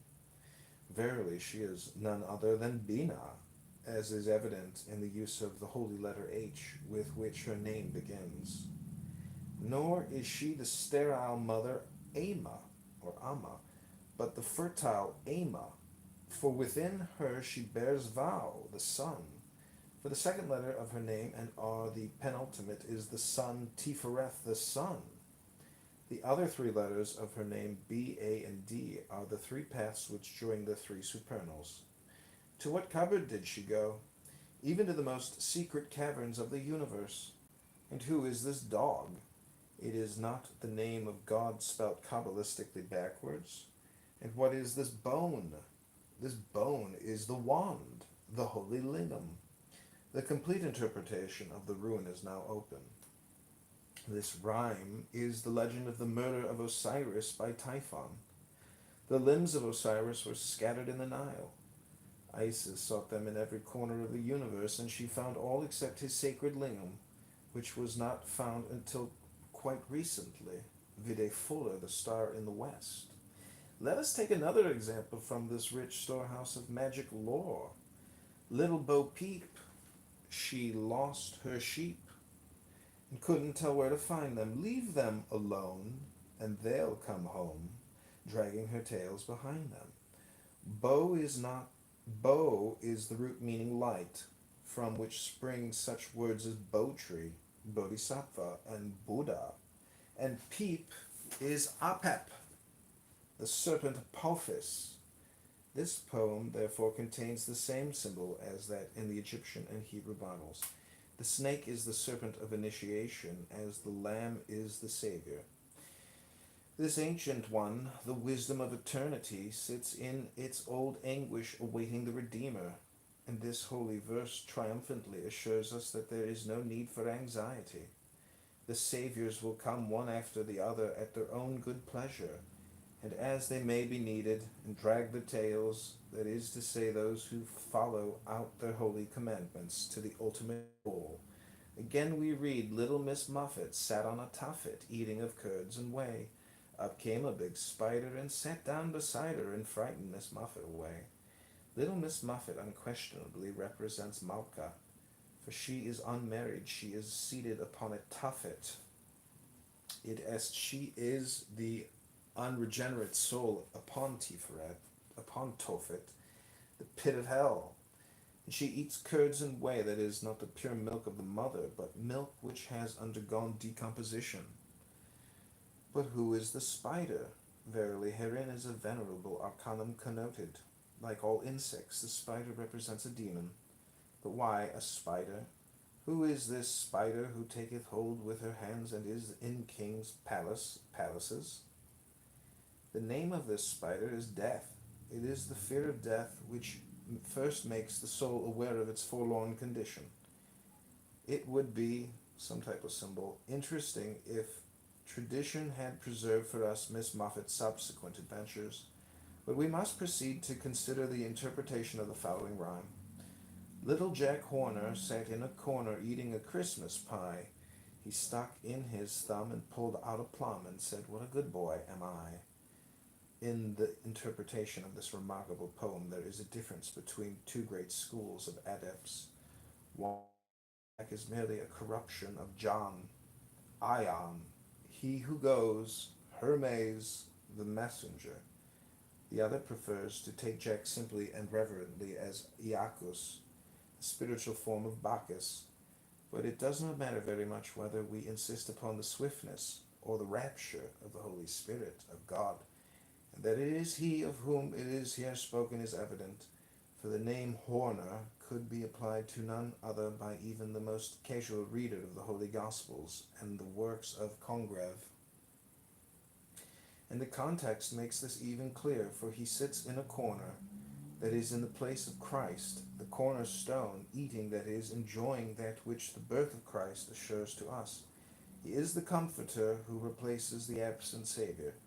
If there was still any doubt of his identity, it would be cleared up by the fact that it is the thumb, which is attributed to the element of spirit, and not one of the four fingers of the four lesser elements, which he sticks into the pie of the new dispensation. He plucks forth one who is ripe, no doubt to send him forth as a teacher into the world, and rejoices that he is so well carrying out the will of the Father. Let us pass from this most blessed subject to yet another. Tom, Tom, the piper's son, stole a pig and away he run. The pig was eat and Tom was beat and Tom went roaring down the street. This is one of the more exoteric of these rhymes. In fact, it is no much better than a sun myth. Tom is Tum, the god of the sunset, called the son of Apollo the piper, the maker of music. The only difficulty in the poem concerns the pig, for anyone who has watched an angry sunset in the tropics upon the sea will recognize how uncomparable a description of that sunset is given in that wonderful last line. Some have thought that the pig refers to the evening sacrifice, others that she is Hathor, the lady of the West, in her more sensual aspect. But it is probable that this poem is only the first stanza of an epic. It has all the characteristic marks. Someone said of the Iliad that it did not finish, but merely stopped. This is the same. We may be sure that there is more of this poem. It tells us too much and too little. How came this tragedy of the eating of a merely stolen pig? Veil this mystery of who eat it. It must be abandoned, then, as at least partially insoluble. Let us consider this poem. Hickory dickory dock, the mouse ran up the clock struck one, and the mouse ran down. Hickory dickory dock. Here we are on higher ground at once. The clock symbolizes the spinal column, or if you prefer it, time, chosen as one of the conditions of normal consciousness. The mouse is the ego.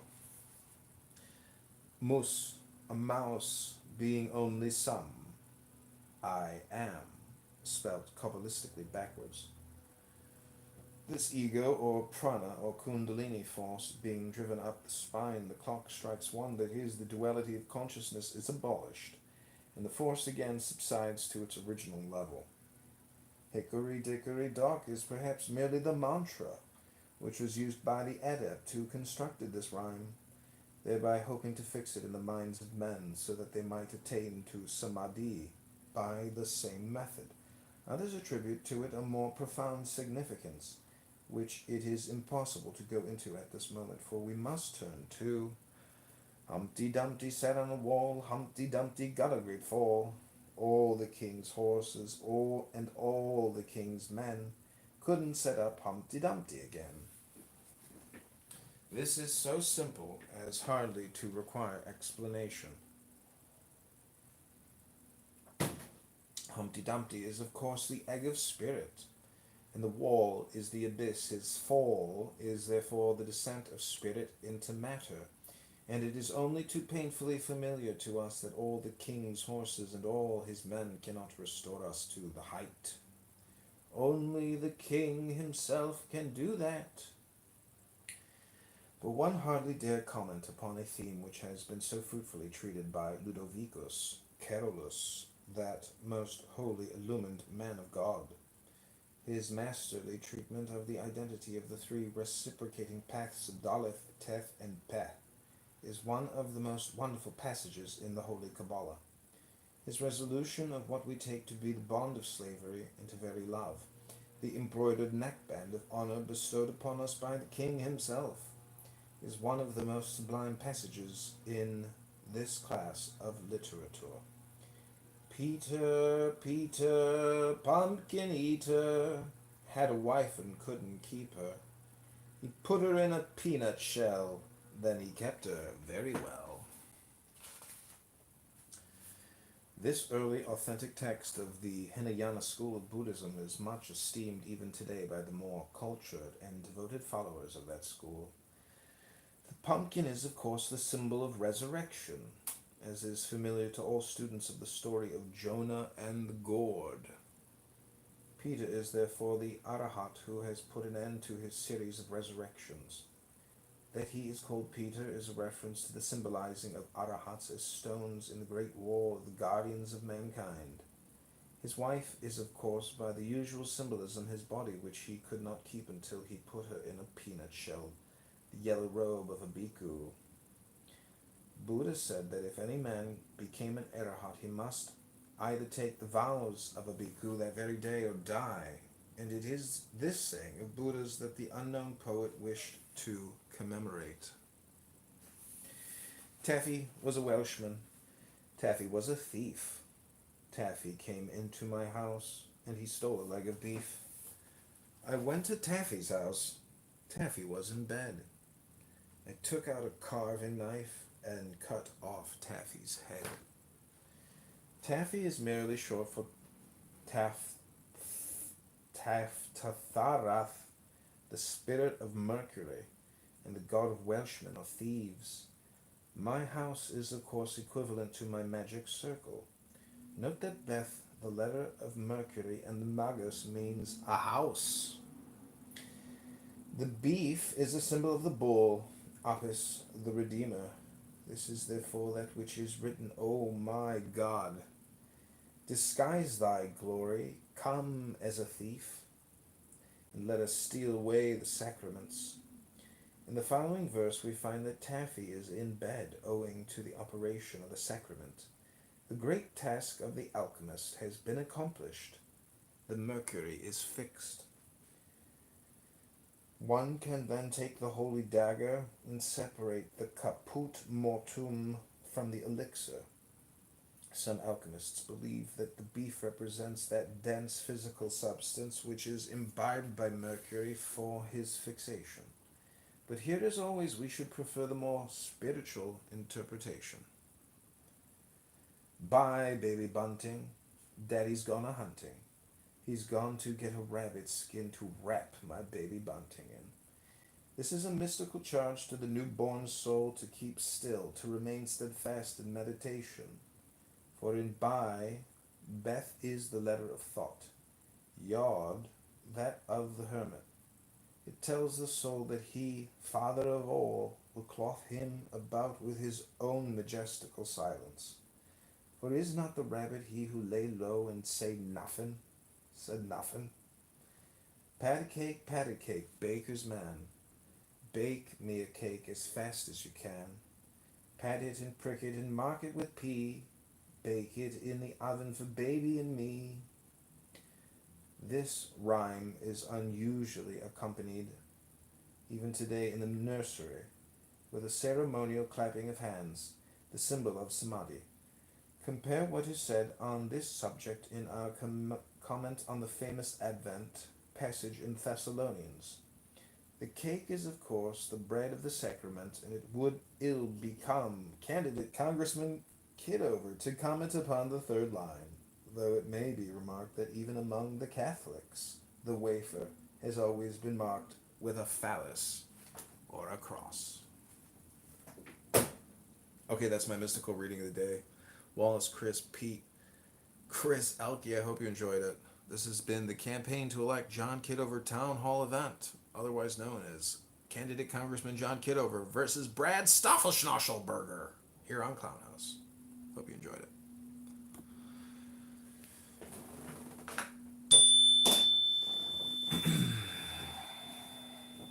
Okay, I'm not going to end the room, but I'm going to leave, and I'm just going to play the Dao De Jing or something to that extent. I wish the room had replays, but my other rooms are on replay, which is, a good thing. So I hope you enjoyed the show. Let's just play a little Alan Watts. Could you use up to $750? Find it at BioLife. Thanks, Chris. Up to $750 is waiting for you. When a man starts to wake up, Chris, post it to X and tag me and say Candidate Congressman John Kitover fundraiser, Brad versus John on Clubhouse. Tag Clubhouse. Tag me. There you go. Thank you, Chris. he naturally pulls away from the crowd. Not because he hates people, but because the usual way of connecting stops making sense. Most conversations revolve around status, gossip, or complaints. And once he begins to see through that, it gets harder to engage. He's not bitter. He's not isolating himself out of pride. He's just stopped chasing what others are still chasing. He starts to notice the performance in everyday interaction, the need to be liked, to belong, to say the right thing. And without making a big deal about it, he quietly steps back. People might still wave. They might still offer small talk, but the connection is no longer there. because it was never real to begin with. He didn't cut ties, he didn't burn bridges. He simply stopped pretending. And when he does that, distance happens on its own. This is the beginning of solitude, not loneliness, just space between who he used to be and who he's becoming. He starts to see clearly what holds people together isn't real. It's not depth, it's not truth. It's habit, comfort, and shared illusions. People bond over complaining about their jobs, over chasing status, over defending ideas they've never truly questioned. He used to do the same. He used to think that was connection, but now it feels more like noise. He notices how often people speak just to avoid silence. How much energy goes into keeping up appearances? The constant need for validation, for agreement, for reassurance. And once he no longer needs those things himself, he sees how dependent others are on them. How relationships often survive not because of honesty, but because everyone agrees to keep the story going. He understands why people hold on to what feels familiar. He still cares. He still listens, but he no longer plays along. That shift, subtle as it is, creates distance all on its own. From the outside, he might seem the same. He still shows up. He's still polite. He hasn't disappeared completely. But something fundamental has shifted, and the people around him can feel it, even if they can't name it. They sense that he's no longer trying to impress anyone, that he's not looking for approval, that he's not playing the social game anymore. Some find it admirable, others find it unsettling, because he's no longer easy to read, because he's not performing for anyone. He doesn't flatter, doesn't compete, doesn't entertain, and that makes him hard to place. People might say he's distant, or too quiet, or that he's changed. What they really mean is, he no longer fits into the roles they've grown used to. They liked him better when he reflected their values. Now, he reflects something else, something still, grounded, and not dependent on being liked. People see him, but they don't really know him, because knowing him now would require them to see what he sees, and most people aren't ready for that. He once believed that staying connected meant staying involved, showing up, participating in conversations, maintaining appearances. But with time, that definition changed. As his priorities shifted inward, he stopped engaging out of obligation, not because he cared less, but because he no longer needed others to affirm his place in the world. He still values connection, but not if it depends on constant engagement, emotional performance, or subtle negotiation for approval. He doesn't withdraw out of resentment. He simply no longer finds value in maintaining relationships built on pretense or expectation. To those accustomed to transactional connection, his presence can feel distant. But in truth, he's simply not playing the same role anymore. He no longer speaks just to keep the peace. He no longer sees himself through other people's eyes. What emerges in that space is not loneliness, but clarity. A calm independence that allows him to remain rooted, even when others come and go. He's become honest, and from that honesty, a deeper kind of freedom begins to take shape. From the outside, solitude is often misunderstood.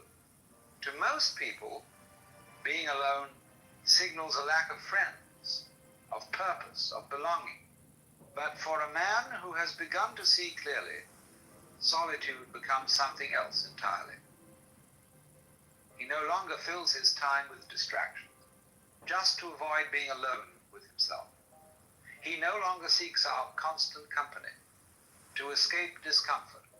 He's learned to sit in silence without needing it to end. What others describe as loneliness is often just unfamiliar stillness. They equate the absence of noise with emptiness.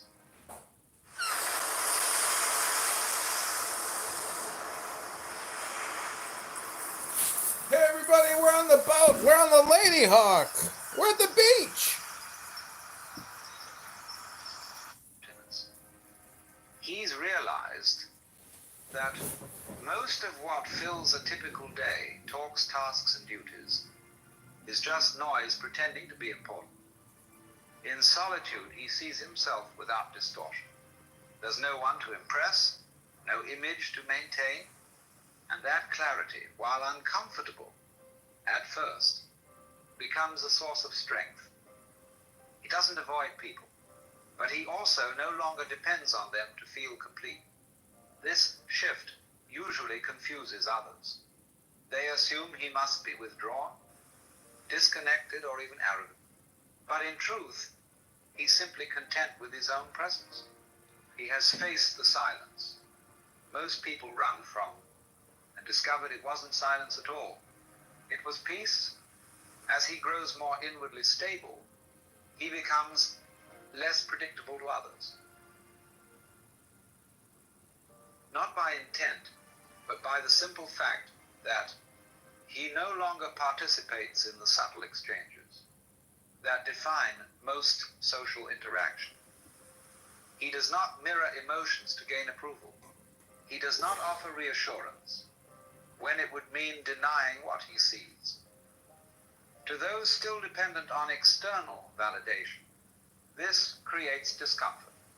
They may interpret his neutrality as arrogance, his silence as judgment, his detachment as disinterest. In reality, he is none of those things. He's simply no longer invested in managing perception. Much of what people call connection is actually a performance, a mutual agreement to keep certain illusions intact. Once he steps outside that arrangement, he disrupts it just by being present. He doesn't argue or provoke or attempt to convert anyone to his view. But the absence of familiar signals, approval, flattery, emotional reinforcement, makes others uneasy. Many of his previous friendships begin to fade, not because of conflict, but because the foundation they stood on no longer holds. He begins to notice how often relationships are maintained through shared complaints, routine habits, or the mutual reinforcement of personal narratives. Once he no longer participates in those patterns, the connection weakens on its own. He no longer feels compelled to... Okay, I feel like this is an even better way to raise money is to just play Alan Watts for the campaign. So if you're enjoying this Alan Watts Clubhouse experience, consider giving $1 to $10 to $100 to $1,000 if you can afford it. But this is candidate Congressman John Kitover. Chris, thanks for sending me the Brad Slander video. We've reposted it to our X account. Follow us on X at John Kitover IL right now. Thank you. Offer agreement for the sake of belonging. He no longer entertains conversations that avoid substance, and he has no interest in maintaining ties that require him to shrink himself. This shift is not a rejection of others. It's the result of a change in what he's willing to invest his energy in. True friendship becomes something quieter, simpler, and far more rare. It is no longer based on shared illusions, but on mutual recognition. Two people who don't need each other, yet choose to walk alongside one another without expectation. These kinds of connections cannot be manufactured. They emerge naturally, if at all, and only when both individuals have stopped seeking to be completed by the other. Most social interaction relies on unspoken rules. You validate my perspective, I'll validate yours. We won't go too deep. We won't challenge each other's assumptions. We'll pretend we agree, even if we don't. He used to play by those rules, because everyone did.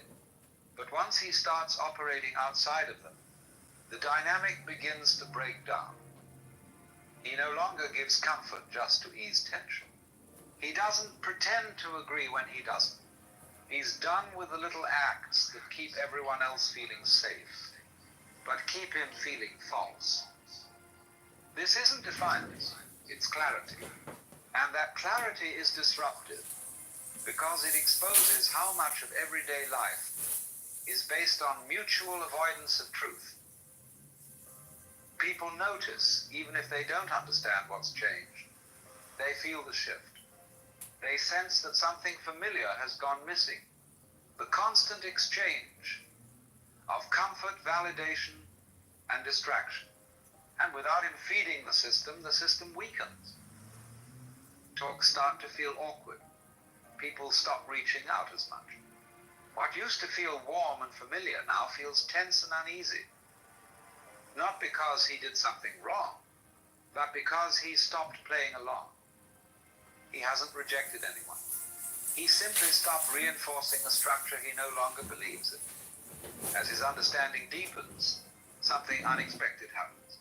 He begins to need less, not just materially, but emotionally, socially, even intellectually. He no longer seeks recognition. He no longer relies on others to confirm what he already knows internally. And as that need dissolves, so do many of the relationships that once required it. This is the paradox. The clearer he becomes, the quieter his life becomes. Not because he's closed off, but because so much of what once filled his time was rooted in a search for external affirmation. Without that search, most social activity feels optional, if not unnecessary. He stops trying to be understood. He stops needing to explain.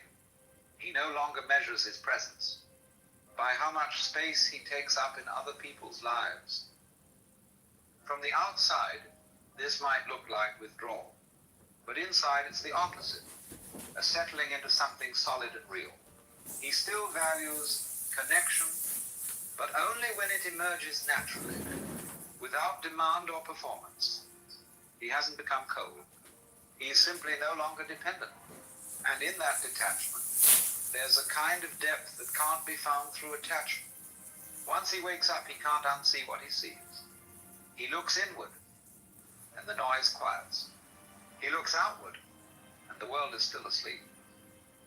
He sees the false certainty in people's eyes, the roles they perform, the beliefs they never question, the constant movement that masks an inner stillness they haven't touched.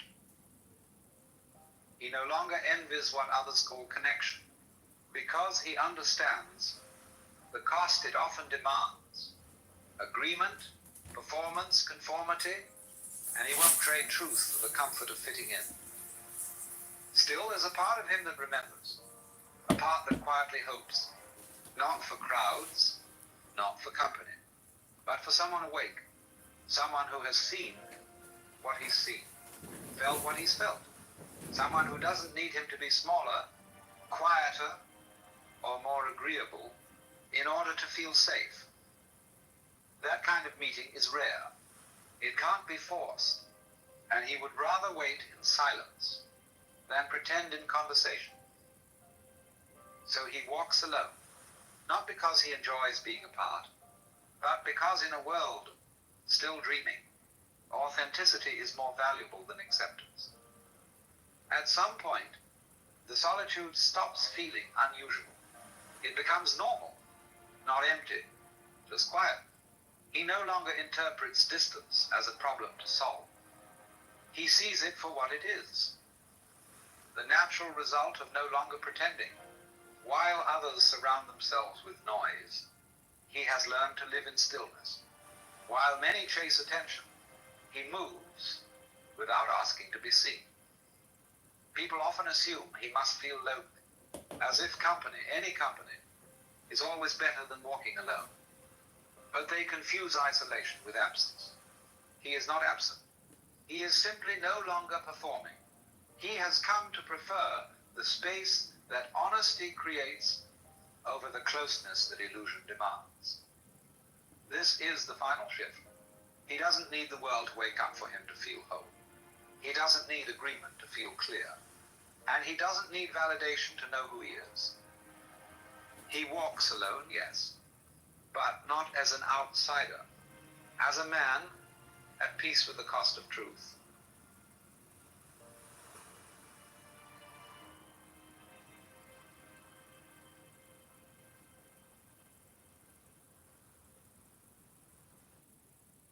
Most people use ChatGPT the wrong way.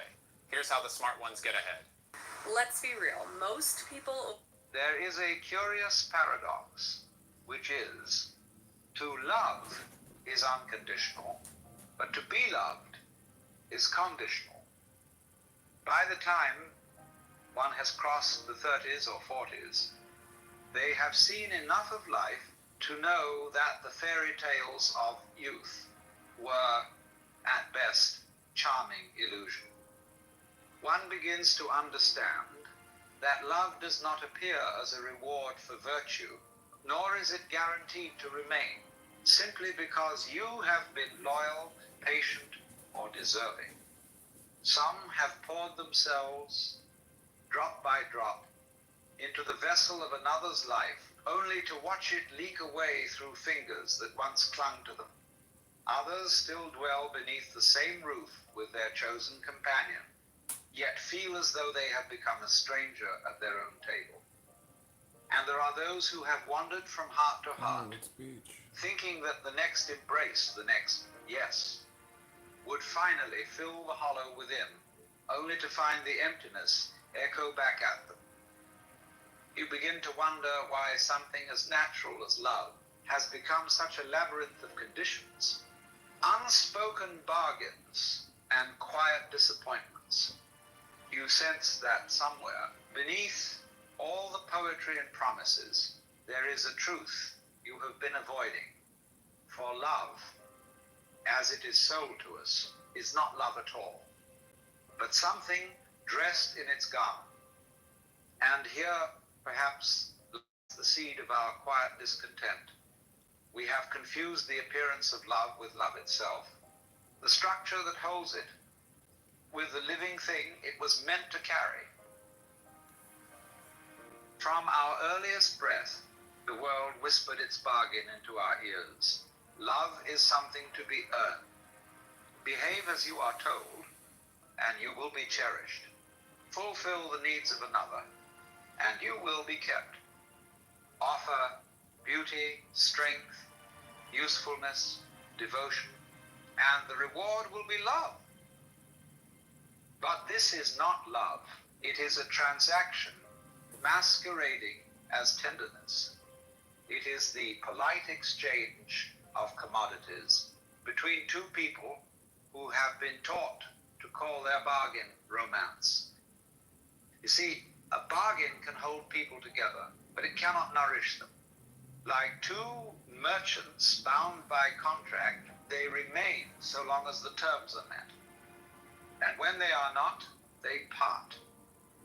No matter how many years have passed, no matter how deeply your lives have entwined, the invisible ledger will one day be brought to the table and the sums will be counted. Many men and women wake in the middle years of life to the cold recognition that what they once believed was love was only an arrangement. It might have been cloaked in vows before God, adorned with flowers, or sealed with the trembling promises of youth, but the heart of it was a simple pact. I will give you what you desire if you will give me what I desire. And when the giving stops, whether through weariness, age, illness, or simple change, the warmth fades. The eyes that once sparkled at your arrival now glance past you as if you had become little more than a shadow in the room. We were never told as children that such love is a performance, and that performances end. When you mistake the bargain for love itself, you spend your years in quiet exhaustion. You give your time, your loyalty, your devotion, believing this will secure the thing your soul longs for. But what you have secured is not love, only the continuance of an arrangement. And so it happens that many, after years of faithful giving, find themselves bewildered when the warmth fades. Not because they cease to care, but because life has moved, as all things do. Nothing stands still. Even stone wears away. Even plastic warps with time. The man or woman you first knew has changed, just as you have, and the bond built upon fixed terms begins to strain under the weight of impermanence. And there is another truth, more difficult to swallow. When the demands of the bargain are no longer met, the mask will fall. In the absence of what they sought from you, be it comfort, affirmation, or security, some will show you who they truly are. The tenderness you thought was theirs by nature may vanish, revealing not cruelty perhaps, but a hollowness where love was never rooted. You may have felt it, the gaze that no longer lingers, the laughter replaced by a cold and watchful silence. The shift is so quiet, you can almost convince yourself it isn't there. But in that stillness you see it, you were cherished not for your being, but for the service you rendered. And when such a union falters, it does not simply end. It unravels something inside you. It leaves you staring at the ruins, asking whether you were ever truly loved or only ever necessary. Love is not a bargain, nor is it a chain. It is not I will if you will, nor the silent counting of who has given more. Such things belong to the marketplace, not to the heart. True love is a freedom, the liberty to give without ledger or demand. It is to be fully present with another, not to bind them, but to care for them, simply because the caring itself is joy. It is a gift given without the shadow of a contract, without the fear that it must be returned in equal measure. I'm gonna tell you a secret. I spent over $1 million on this event, and I've got 3 pieces of good news. Number 1, you're invited. Number 2, it's free. And number 3, the shadow of a contract, without the fear that it must be returned in equal measure. But here lies the paradox. Such love cannot be given by one who is starving for it. The heart that is desperate to be loved back will always, in some hidden way, attach strings to its giving. It will watch, it will measure, it will wait for the return. And when it does not come, bitterness will grow like ivy through the soul. You cannot love freely until you have ceased to beg for love. And you cannot cease to beg until you have found within yourself a source that does not run dry. That source is not in another's eyes, nor in their approval. It is in the quiet knowing that you are already the child of the very life that breathed you into being. Call it God, call it the eternal, call it the nameless mystery. It has loved you into existence before you could earn or deserve a thing. Look at the sun. Even after all this time, the sun never says to the earth, you owe me. Look what happens with a love like that. It lights the whole sky. To know this is to stand unshaken, whether others love you or turn away. Then, and only then, can you give love, as the sun gives light, not to be thanked, not to be owed, but because it cannot help itself. To love is your freedom. No one can take it from you. It is the act of your own being. the overflow of the life that moves through you. You may give it to one, to many, or to the whole world, but it remains yours to give, to be loved. Now that is another matter that is never in your keeping. You cannot command it, purchase it, or reason it into being. Love offered to you is a gift of its own accord, arriving when it will, leaving when it must. It is as the wind that brushes your cheek. You may open your arms to it, but you cannot hold it there forever. If love is given to you, receive it with gratitude. Drink of it while it flows, but never clutch at it, as though it were the last drop in the world. For the moment you try to drag it from another's hands, it ceases to be love and becomes something else, obligation, pity, or bondage. And remember this, you are already loved, not by the fickle tides of human affection, but by the source from which you came. It breathed you into life without condition, without demand. To see this is to know you are never wholly bereft. If you wish for love from others, it must begin here in loving yourself, not in the shallow sense of indulgence, but in the deep sense of accepting your own being without reserve. For a heart at peace with itself no longer begs, it invites, and when two such hearts meet, their love is not a trade, but a meeting of rivers, each full from its own spring. When two people who have learned to dwell at peace within themselves come together, it is not to be filled, for their cups are already full. They do not arrive at each other's door as beggars, bowls outstretched. They come as givers, carrying abundance that spills over the rim. In such a union, there is no bargaining. No one is keeping score. No quiet dread of who owes who. Love is not given to earn, nor withheld to punish. It moves as naturally as breath, as the tide that rises and falls without being told. Here, the joy is not in taking, but in sharing. There is no hunger in the eyes, only light. One gives not because the other demands it, but because giving is the most natural expression of their being. And so both are fed, not by the draining of one into the other, but by the overflow of each. This is the only love that does not rot into resentment. For where there is no emptiness to be filled, there is no fear of losing. When two full hearts meet, they are free to let each other be, to grow, to change, to wander and return, without the grasping that turns love into a cage. And yet, such a meeting is rare, for most search the world to find another who will complete them, not knowing they were never half a person to begin with. Only when you drink deeply from your own well will you find another who drinks from theirs. And together you will not merely survive, you will overflow. The world you meet each day is not a stranger. It is yourself in another form.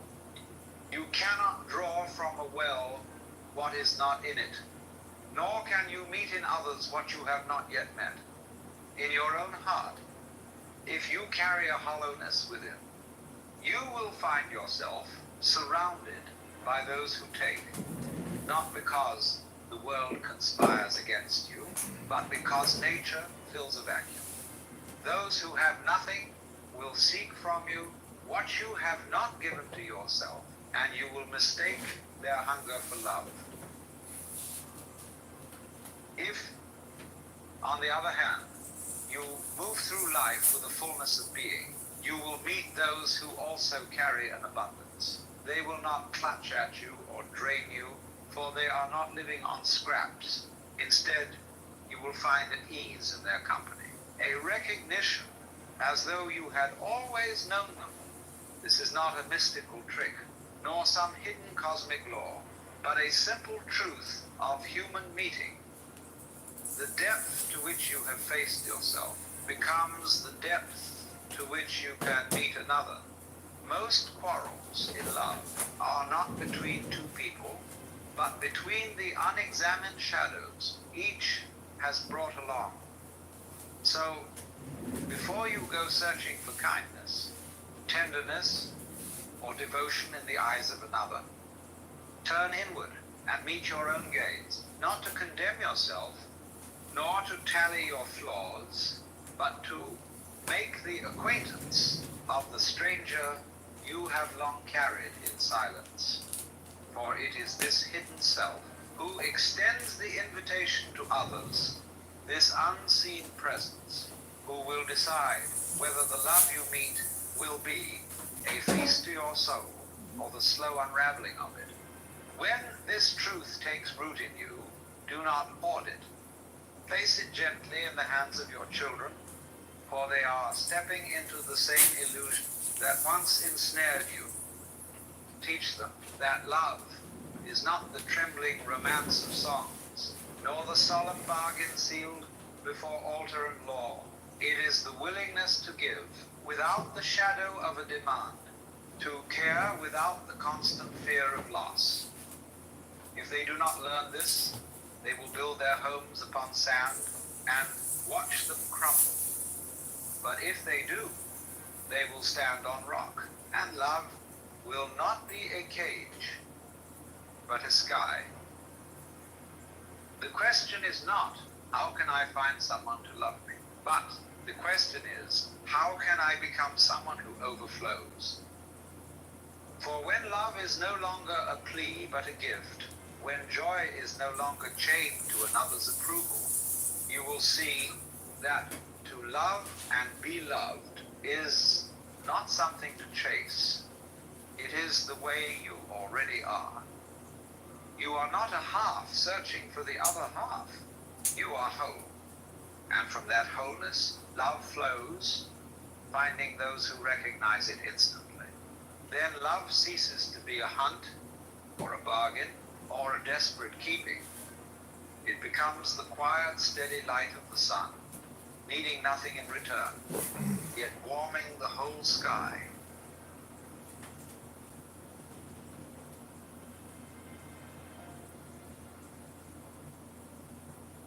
Cascade Platinum Plus has the grit-fighting power of Dawn to remove tough, stuck-on foods. Cascade Platinum Plus. Get a shade that serves your skin. New Venus Moisture Glide. Bars with argan oil and lock moisture in. There is a curious paradox, which is, to love is unconditional, but to be loved is conditional.